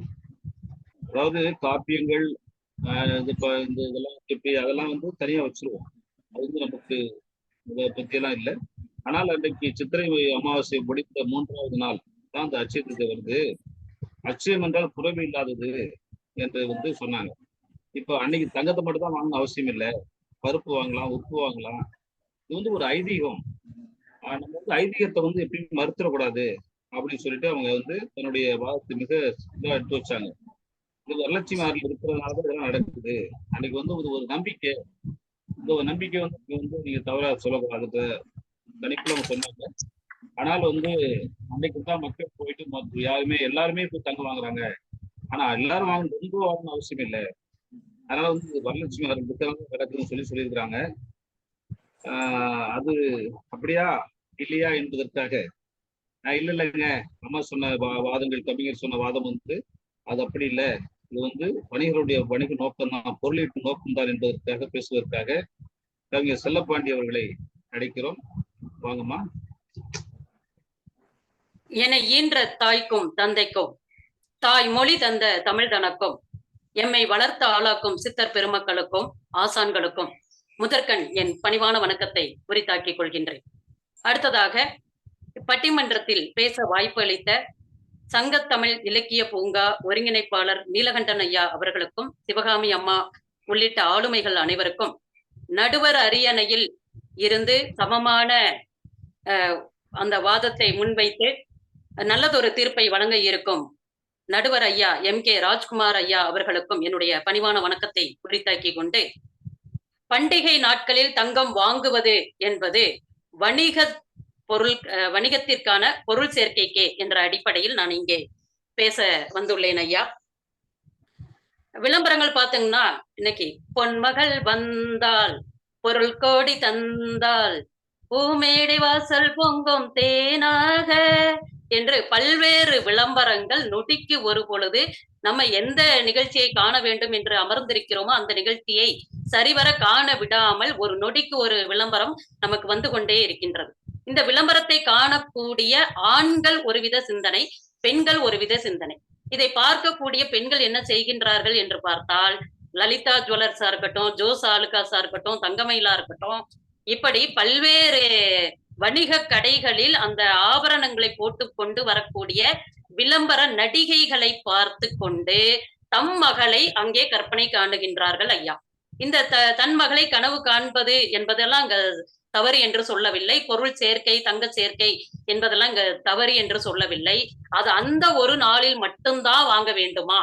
அட்சய திருதியை ஏற்கனவே ஐயா சொன்னாரு, திருதியை என்றால் 3வது நாள், சித்திரை மாதத்தில் வரக்கூடிய அமாவாசை முடிந்து வரக்கூடிய 3வது வளர்பிறை நாளைத்தான் நம்ம அட்சய திருதியை என்று சொல்கின்றோம். அட்சரம் என்றால் நம்ம 8 என்று பொருள்.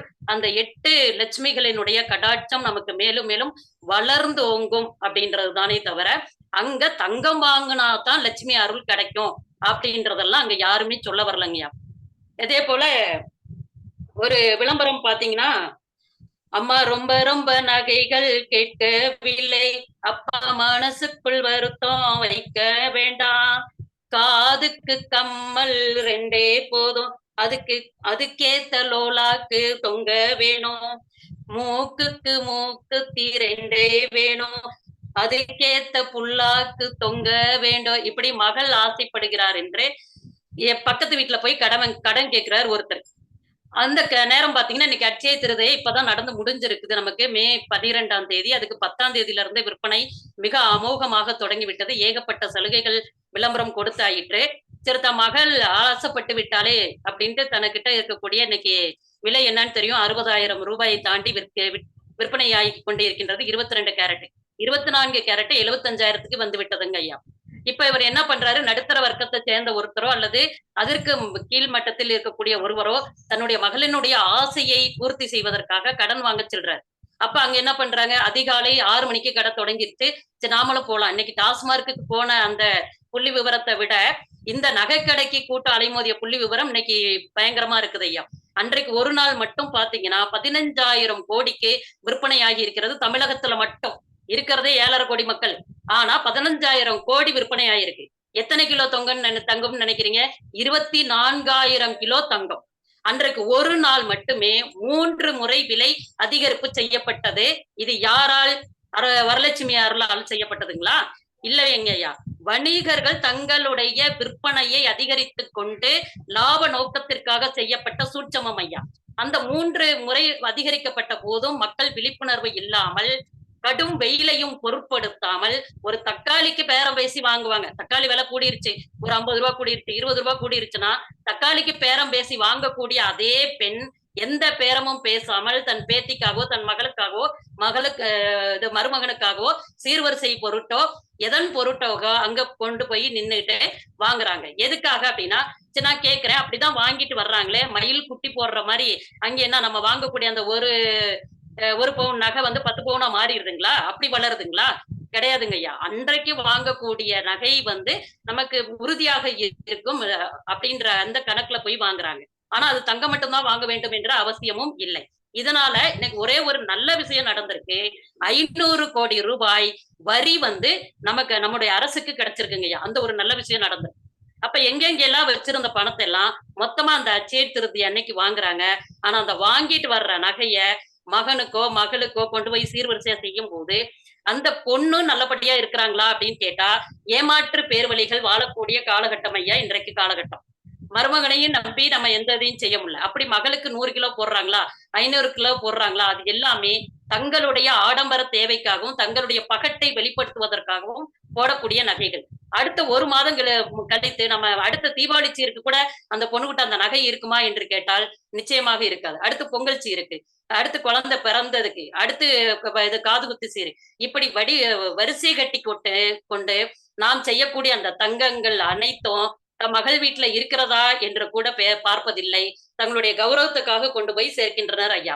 இப்ப தமிழ் வருடம் பாத்தீங்கன்னா 60 வருடம் இருக்கு. முதல் வருடம் பிரபவ வருடத்துல தொடங்க அட்சய வருடத்துல முடியுது. ஏன் அப்படின்னா அந்த தமிழ் வருடங்கள் காலந்தோறும் நிலைத்து நிற்க வேண்டும். அந்த அட்சயம் என்றாலே வளர்ந்து நிலைத்து நிற்க வேண்டும் என்ற பொருளில் தானே ஐயா தமிழ் வருடங்கள் கூட அவ்வாறு இருக்கின்றது. இப்ப திருக்குறள்ல நானும் எண்ணற்ற இலக்கியங்கள்ல தேடி பார்த்தேன். இந்த தங்கம் தங்கம் தங்கம்னு சொல்லிக்கிட்டு இருக்கிறாங்களே, எங்க எந்த இலக்கியத்திலயாவது தங்கத்தை பத்தி பேசியிருக்காங்களா அப்படின்னு பார்த்தோம்னா தங்கத்தை பத்தி பேசவே இல்லை. மாற்று சொல்லாக பொன் என்ற சொல்லிலே திருக்குறள்ல 3 சொல்ல 4 குறள்ல பயன்படுத்தியிருக்கிறாரு. பொறுத்தாரை பொன் போல பொதிந்து வைப்பார்கள் என்றும், சுடரும் பொன் போல ஒளிவிடும் என்றும், அறம் பொருத பொன் போல தேயும் என்றும், தூண்டில் பொன் மீனை விழுங்கிற்றே என்ற அந்த குறள்களையும் முன்வைத்து பேசியுள்ளனர். அடுத்து இந்த பொன் மீது கொண்டுள்ள மோகம் காலங்காலமாக எத்தனை வருடங்கள் கடந்தும் நமக்கு குறைவதே இல்லையாங்க ஐயா. ஒரு அம்மா பேசும்போது சொன்னாங்க, 50 காப்பியங்கள்லாம் அணிகலன்களா பேசி இருக்கிறாங்க அப்படின்னு சொல்லிட்டு. அங்க காதுக்கு குண்டலம் கைக்கு வளையாபதின்னு தான் சொல்லியிருக்காங்களே தவிர காதுக்கு நவரத்னங்களோ கைக்கு பிளாட்டினம் அட்டிகையோ அங்க சொல்லவில்லை ஐயா. நூல்களை சிறப்பிக்கும் பொருட்டு அணிகலன்களை சொல்லி இருக்கிறார்களே தவிர இவர்கள் சொல்லுவது போல தங்கத்தை வாங்கி குவிக்க வேண்டும் என்று சொல்லவில்லை. அதே போல லட்சுமி அம்மா இருக்கிறாங்க, அவங்கள நம்மளை போல பொண்ணுதான். இது பொண்களுக்கு நானே சொல்லக்கூடிய விஷயம். லட்சுமி அம்மா நீ தங்கம் வாங்கினாதான் நான் உனக்கு அருள் கொடுப்பேன், உங்ககிட்ட நான் பேசுவேன் அப்படின்னு சொல்லி எந்த தெய்வமும் சொல்றது இல்லைங்க ஐயா. தெய்வம் பார்ப்பதெல்லாம் நம்ம உண்மையான மனப்புன்னகையை மட்டுமே பார்க்கிறார்களே தவிர புன்னகையை பார்த்து எந்த தெய்வமும் அருள் கொடுப்பது இல்லை ஐயா. அதே போல இந்த உண்மையான இந்த நோக்கம் வந்து 2 கதைகளை முன்வைக்குது ஐயா. நான் 1 நிமிடத்தில் முடித்து விடுகின்றேன். குசேலர் கதை நம்ம அனைவரும் அறிந்ததே. குசேலரும் கிருஷ்ணரும் படிக்கும் போது இருவரும் நண்பர்கள். குசேலர் வறுமையிலே வாடிக்கொண்டிருந்தவர். வறுமையிலே வாடிக்கொண்டிருந்தவருக்கு பொருள் மீது ஆசை இல்லை. ஆதலால் அவரு படித்து முடித்து விட்டு வந்து விடுகிறார். திருமணம் நடக்கிறது.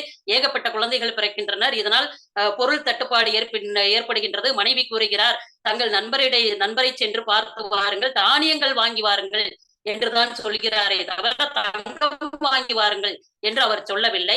எப்படி வெறுங்கையில் சென்று பார்ப்பது என்கின்றார்.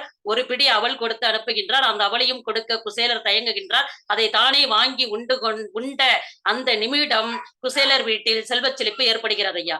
அதே போல ஆதிசங்கரர் கேரளாவில் வாழ்ந்தவர், காலடி என்பது நமக்கு தெரியும். அவர் ஒரு வீட்டில் சென்று பிச்சாந்தேகி அப்படின்னு கேட்கிறார். அங்க வறுமையில் வாடிக்கொண்டிருக்கக்கூடிய பெண் வீட்டில் பொருள் ஏதும் இல்லை. ஒரு சிறு நெல்லிக்கனியை, அது வாடி வதங்கி போன ஒரு நெல்லிக்கனியை கொடுக்கின்றார். பொருளற்ற நிலையை ஆதிசங்கரர் உணர்கின்றார். அந்த இடத்தில் கனகதாரா ஸ்தோத்திரம் லட்சுமியை வேண்டி பாடுகின்றார். அந்த வீட்டில் தங்கமலை குவிந்த தங்க நெல்லிக்காய்களா குவிந்த வரலாறு இன்றைக்கும் சான்றாக நமக்கு இருக்கின்றது ஐயா. ஆகவே லட்சுமி அம்மா என்பவர் இல்லாதோருக்கு பொருள் உதவி செய்வதற்காகவே அருள் தந்தாரே தவிர தங்கம் வாங்கி குவித்தால் நான் அருள் தருவேன் என்று சொல்லவில்லை என்று கூறி வாய்ப்பளித்த நல்ல உள்ளங்கள் அனைவருக்கும் நன்றி கூறி விடைபெறுகிறேன் ஐயா.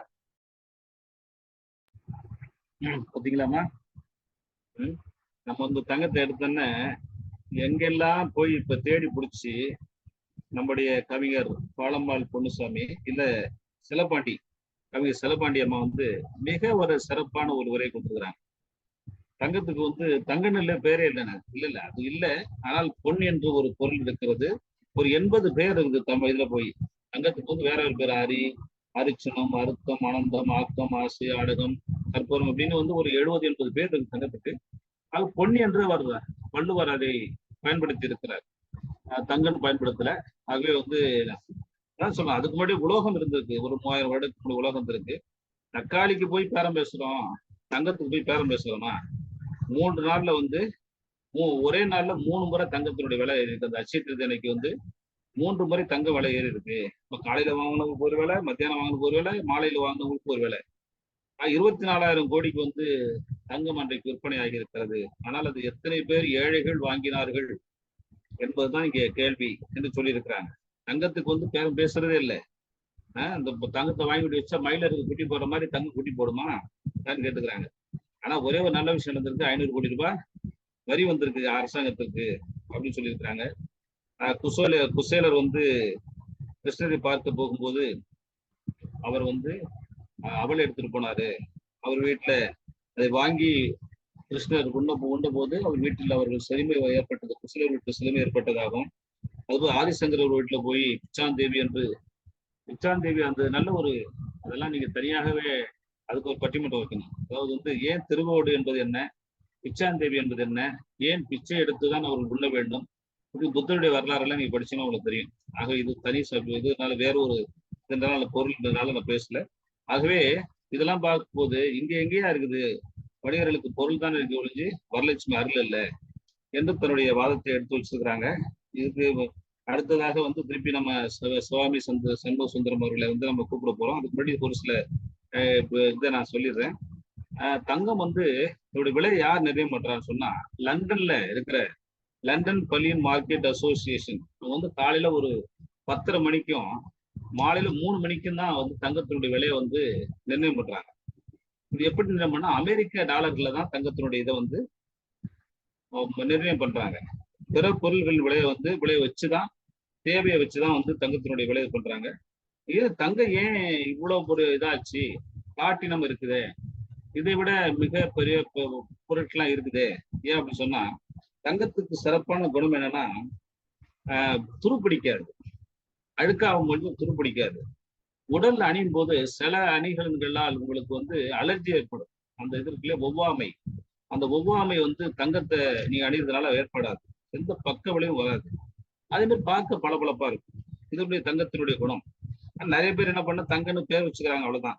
அதுதான் வச்சு முடியும். சரி, ஏழைகள்லாம் தங்கன்னு பேர் வச்சு முடியுது, தங்கத்தை வாங்க முடியல. அது மாதிரி தங்கத்தை வந்து எந்த நாட்டுல வந்து நல்ல தங்கம் கிடைக்கும் அப்படின்னு சொன்னா, துபாயில, தாய்லாந்துல, ஹாங்காங்ல, சிங்கப்பூர்ல எல்லாம் கிடைக்கும் சொல்றாங்க. இதுல எந்த வரலாறு ஏன் சொன்னா, இப்ப யாராவது வாங்க போனீங்கன்னா அதுக்காக சொல்லுவாரு. ஆனா தங்கம் உலகம் முழுவதும் ஒரே விலையில தான் இருக்குதுன்னு சொல்றாங்க. இன்னைக்கு வந்து சிங்கப்பூர்ல வந்து வாங்கிட்டீங்கன்னா அங்கெல்லாம் வந்து இந்த செய்கூலி சேதாரம்லாம் இல்லைன்னு நினைக்கிறேன். துபாயில எல்லாம் அது இல்லை. அது வந்து அங்கெல்லாம் நீங்க கைகளை வெட்டிடுவாங்க. நம்ம நிறைய போலி நகைலாம் அங்கே விற்க முடியாது. நம்ம மாதிரி ரொம்ப காப்பரையோ மற்ற இதையும் வைக்க முடியாது. ஏன்னா அவங்க அந்த மாதிரி ஒரு சிஸ்டம் அங்க இருக்குது. அது அடுத்தது பாத்தீங்கன்னா இங்க வந்து முதலீட்டுல வந்து பாத்தீங்கன்னா தங்க முதலீடு ரொம்ப சிறந்தது என்று சொல்றாரு. எப்படி வந்து நம்ம மனைகள் வாங்கி போடுறோமோ அது மாதிரி தங்க முதலீடுகள் சிறப்புன்னு சொல்றாங்க. பல்லுக்கு வந்து சில இதுல வந்து பாத்தீங்கன்னா மற்ற பொருட்கள் வந்து இப்போ வைரம் வைடூரியம் இருக்கிறத விட தங்கம் இருப்பது வந்து மிக சிறப்பு என்றுலாம் சொல்றாங்க. இது வந்து தங்கத்தினுடைய குணங்கள். ஆனால் நமக்கு இங்க வேண்டியது என்னன்னா வரலட்சுமி அருளா இல்ல வணிகர்களுக்கு பொருளா? ஆகவே வணிகர்களுக்கு பொருள் தாங்க இது வந்து வரலட்சுமி அருள் எங்க இருக்குது என்று பேசுவதற்காக கவிஞர் சிவகாமி சண்முக சுந்தரம் ஸ்டெப்ஸினுடைய மேலும் இயக்குனர் அவர்களை அழைக்கிறேன். வணக்கங்களை தெரிவித்துக் கொள்கின்றேன். அதாவது எங்க அணியில சிறப்பா வந்து எடுத்து வச்சாச்சு. நாங்க 3 பேரும் வந்து தெளிவா சொல்லிட்டோம். இதுக்கப்புறமும் எதிரணியினருக்கு புரியல அப்படின்னா அது ரொம்ப கஷ்டம். நம்மளுடைய நடுவரே வந்து சொல்லிட்டாரு. தங்கத்தை பத்தி இவ்வளவு ஆராய்ச்சி பண்ணி நாங்க சொல்லிட்டோம். எதிரணியிலயும் எங்களுக்கு சாதகமான கருத்துக்களே தான் சொன்னாங்க. பேசும்போது என்ன சொன்னாங்க அப்படின்னா, அட்சய திருதியை வந்து எதுக்காக கொண்டாடுறோம்? அதுல தங்கம் வாங்கணும்னு அவசியம் கிடையாது. அதுல என்னென்ன செய்யணும் அப்படின்னு அவங்களே சொல்லிட்டாங்க. அதைத்தான் நாங்களும் சொல்ல வரோம். அன்னைக்கு எது பண்றோமோ அது வந்து விருத்தியாகும், அட்சயமாக இருக்கும். அதனால அப்போ மங்களமான பொருள் எது வேணாலும் வாங்கலாம். மஞ்சள் வாங்கலாம், உப்பு வாங்கலாம், அரிசி வாங்கலாம், பருப்பு வாங்கலாம். அதுதான் வந்து அத்தியாவசிய தேவை. தங்கம் இல்லைன்னா தங்கம் இல்லாம இருக்க முடியாதுன்னு கிடையாது. குண்டுமணி தங்கம் வந்து குடிசையில இருந்தா அங்க வந்து வரலட்சுமி அருள் வந்து இப்ப கிடைக்காதா? வரலட்சுமி அருள் பண்ண மாட்டாங்களா? கோடி கோடியா வாங்கணும்னு என்ன இருக்கு?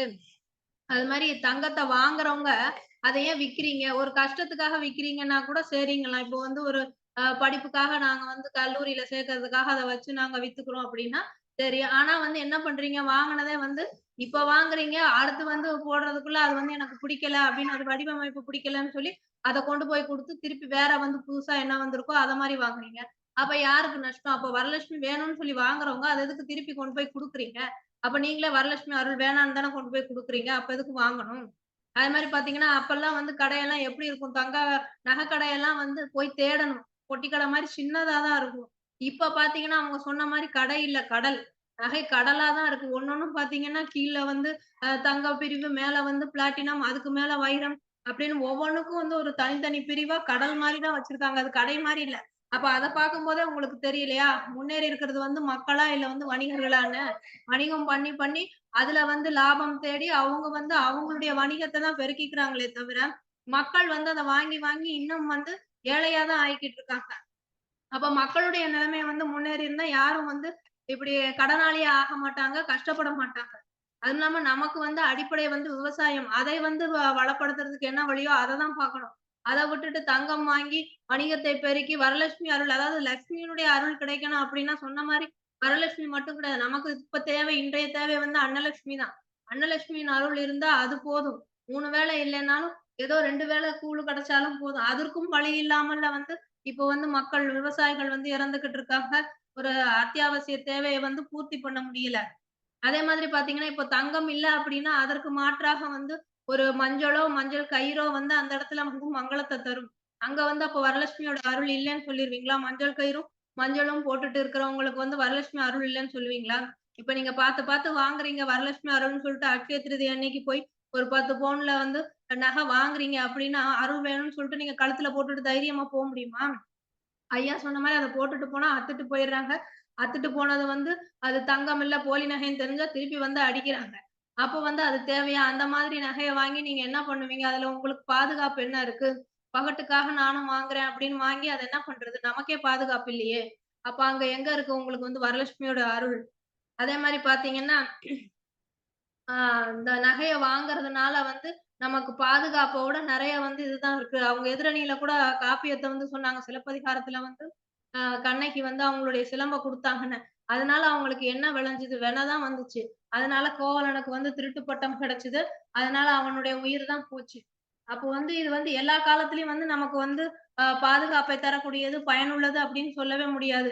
பெண்களுக்கு வந்து நம்ம குடுக்கக்கூடிய நகை வந்து திருமணத்திற்கு பின் வந்து எல்லாருக்கும் அது ஒரு பாதுகாப்பா, உதவியா இருக்கும்னு சொல்ல முடியாது. அதனாலேயே வந்து நெறைய பேருக்கு ஆபத்தும் வருது.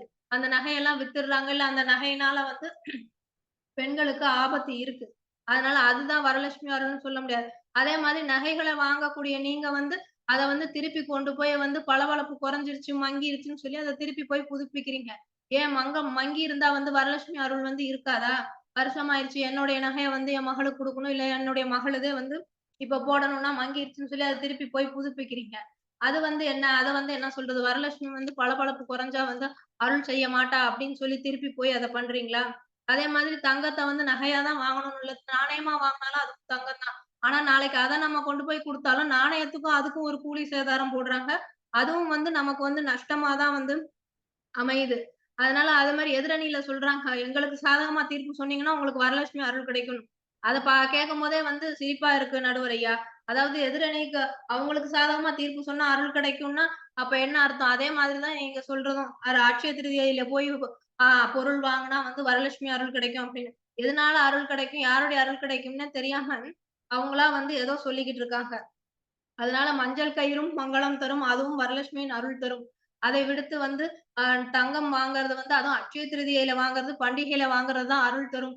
அப்படின்னு எதிரணியினர் சொல்வதை வந்து நாங்கள் வந்து மறுக்கிறோம்.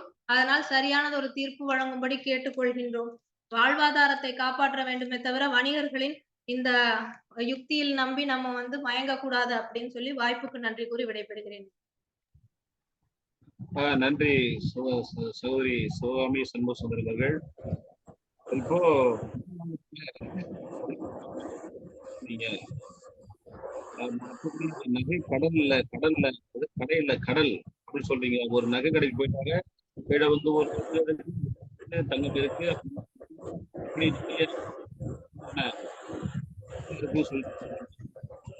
சோழனும் கண்ணகியும் வந்து வணிகம் செய்யறதுக்கு தான் போனாங்க. ஆனா என்ன நடந்தது?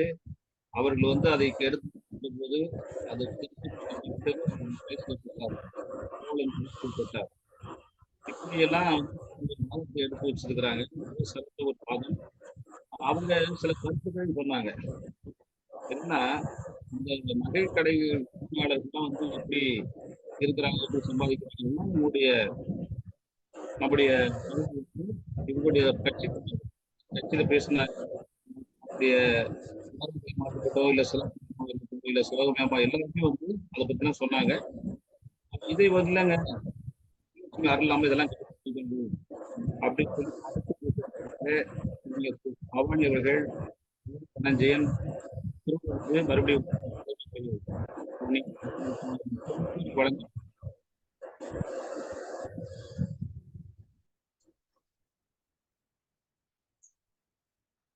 மீண்டும் ஒரு முறை வணக்கத்தை தெரிவித்துக் கொள்கின்றேன்.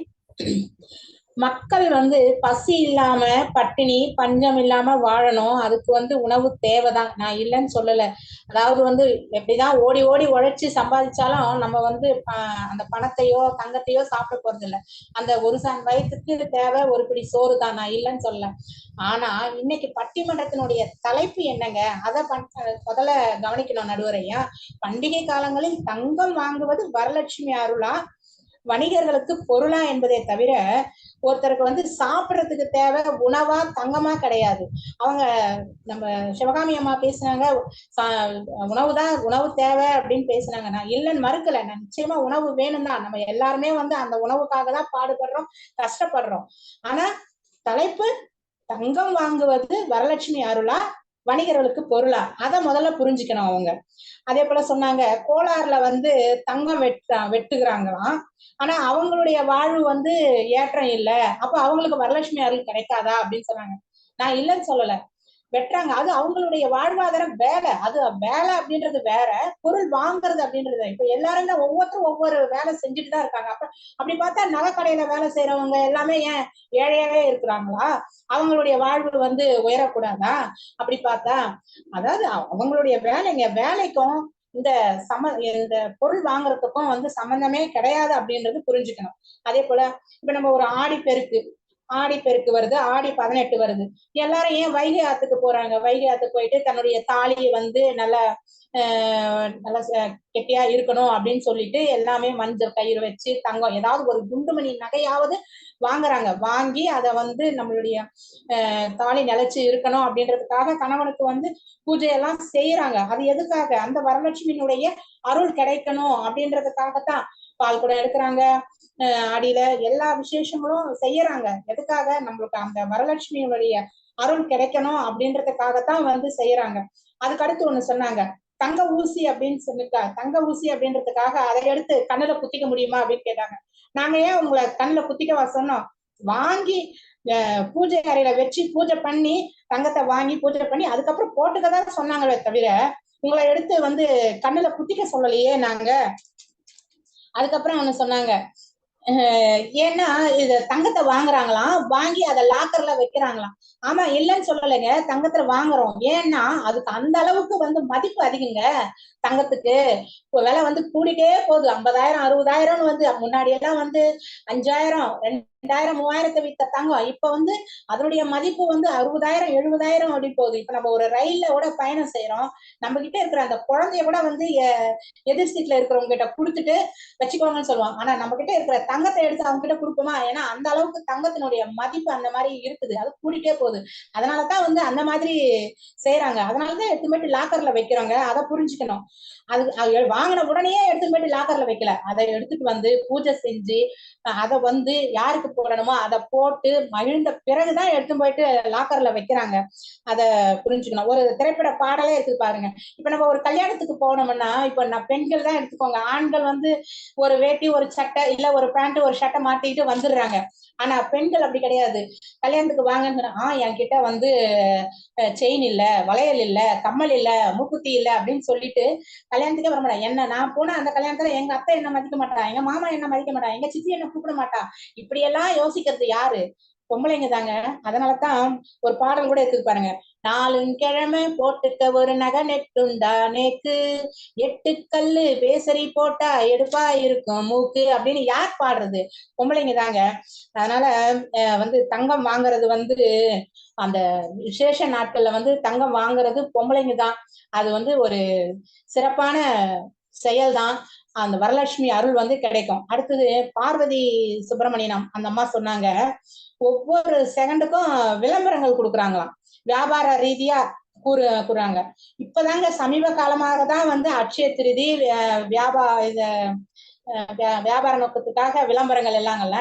ஆனா நம்ம வந்து காலங்காலமாக நம்ம முன்னோர்கள் எல்லாமே வந்து காலங்காலமாக ஒரு பண்டிகை தினங்களோ ஒரு விசேஷ தினங்கள்ல நகை வாங்குறது வந்து அது காலங்காலமான ஒரு ஐதீகங்க. எல்லாமே வந்து அந்த நகை நட்டை போட்டுதான் தன்னுடைய பெண் பிள்ளைகளை வந்து கல்யாணம் பண்ணி கொடுக்கறது வந்து வழி வழியா வந்த செயல். அப்படி பார்த்தா நம்ம வந்து எந்த ஒரு சாமியுமே வந்து கும்பிட வேண்டாம் போல இருக்குது. எதுக்கு நம்ம பண்டிகை காலங்கள்ல விநாயகர் சதுர்த்தி, சரஸ்வதி பூஜை, விஜயதசமி, அதே போல வந்து வேற மதத்தை சேர்ந்தவர்கள் அந்தந்த மதத்தை சார்ந்த விழாக்களை எதுக்கு கும்பிடுறோம்? ஒரு நல்ல நாள். அதே போல ஒரு பள்ளிக்கூட பிள்ளைங்களுக்கு கூட பாருங்களேன், ஒரு தேர்வு எழுத போகும்போது கூட நல்லா சாமியை கும்பிட்டு போப்பா, நல்லா தேர்வு எழுதணும் அப்படின்னு ஏன் சொல்றாங்க? எல்லாமே ஒரு நம்பிக்கை தாங்க. அடுத்தது அவங்க செல்லப்பாண்டி அம்மா சொன்னாங்க, விளம்பரங்கள் தான் வந்து செய்யறாங்க. ஏன் நீங்க போயிட்டு அந்த விளம்பரங்கள் செய்யறாங்கன்னு தெரியுது இல்லையா? ஏன் அந்த நாள்ல போய் நீங்க வாங்குறீங்க? அந்த ஒரு நாள் மட்டும்தான் அவங்க கடை திறந்து வச்சிருக்கானா? எல்லா வருஷம் ஃபுல்லா தானே 365 நாளும் தானே அவன் கடை திறந்து வச்சிருக்கான். நீங்க சேர்த்து வைக்கிறீங்க. அதாவது சொன்னாங்க, ஒரு தக்காளிக்கு வந்து வியாபாரம் பேசுறாங்களாம்.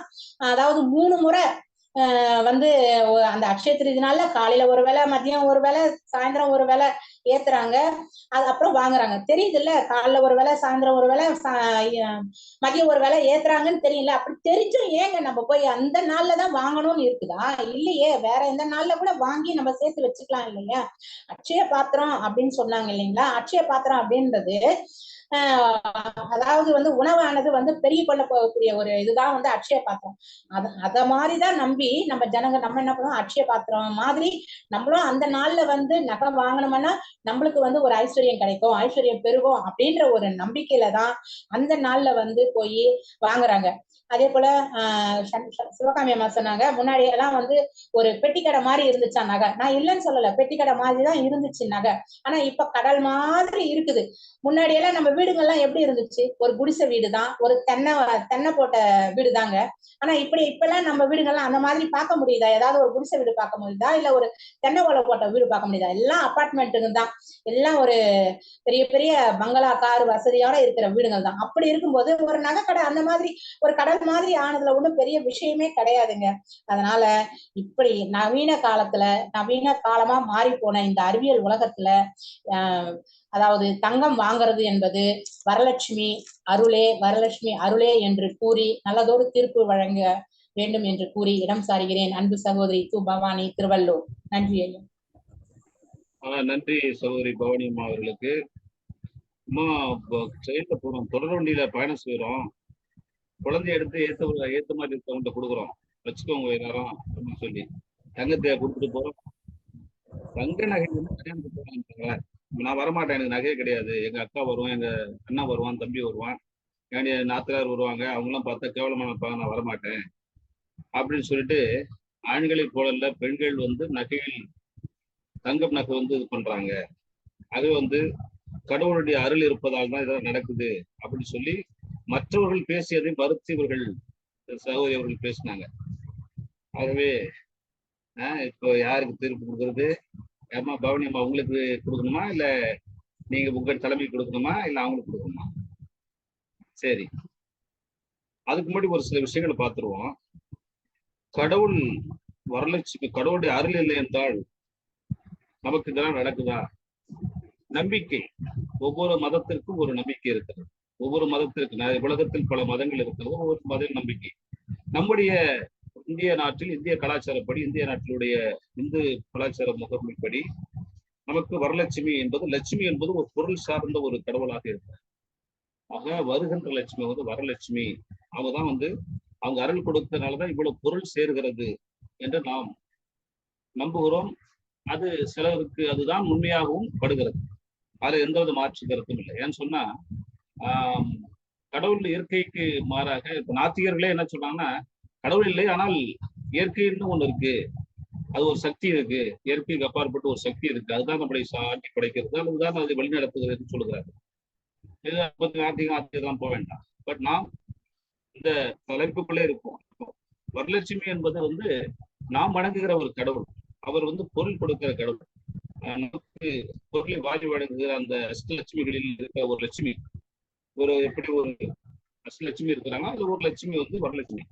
அவங்களுடைய அருள் இருப்பதால் இத்தனையும் நடக்கிறது என்று நம்புகிற பலரில் இந்த 3 பேர் பேசியிருக்காங்க. இந்த மூன்று சகோதரிகள், பவானி சகோதரி அமுதா சிங்கரவேலு, சகோதரி பாலம்மாள் காட்டுது.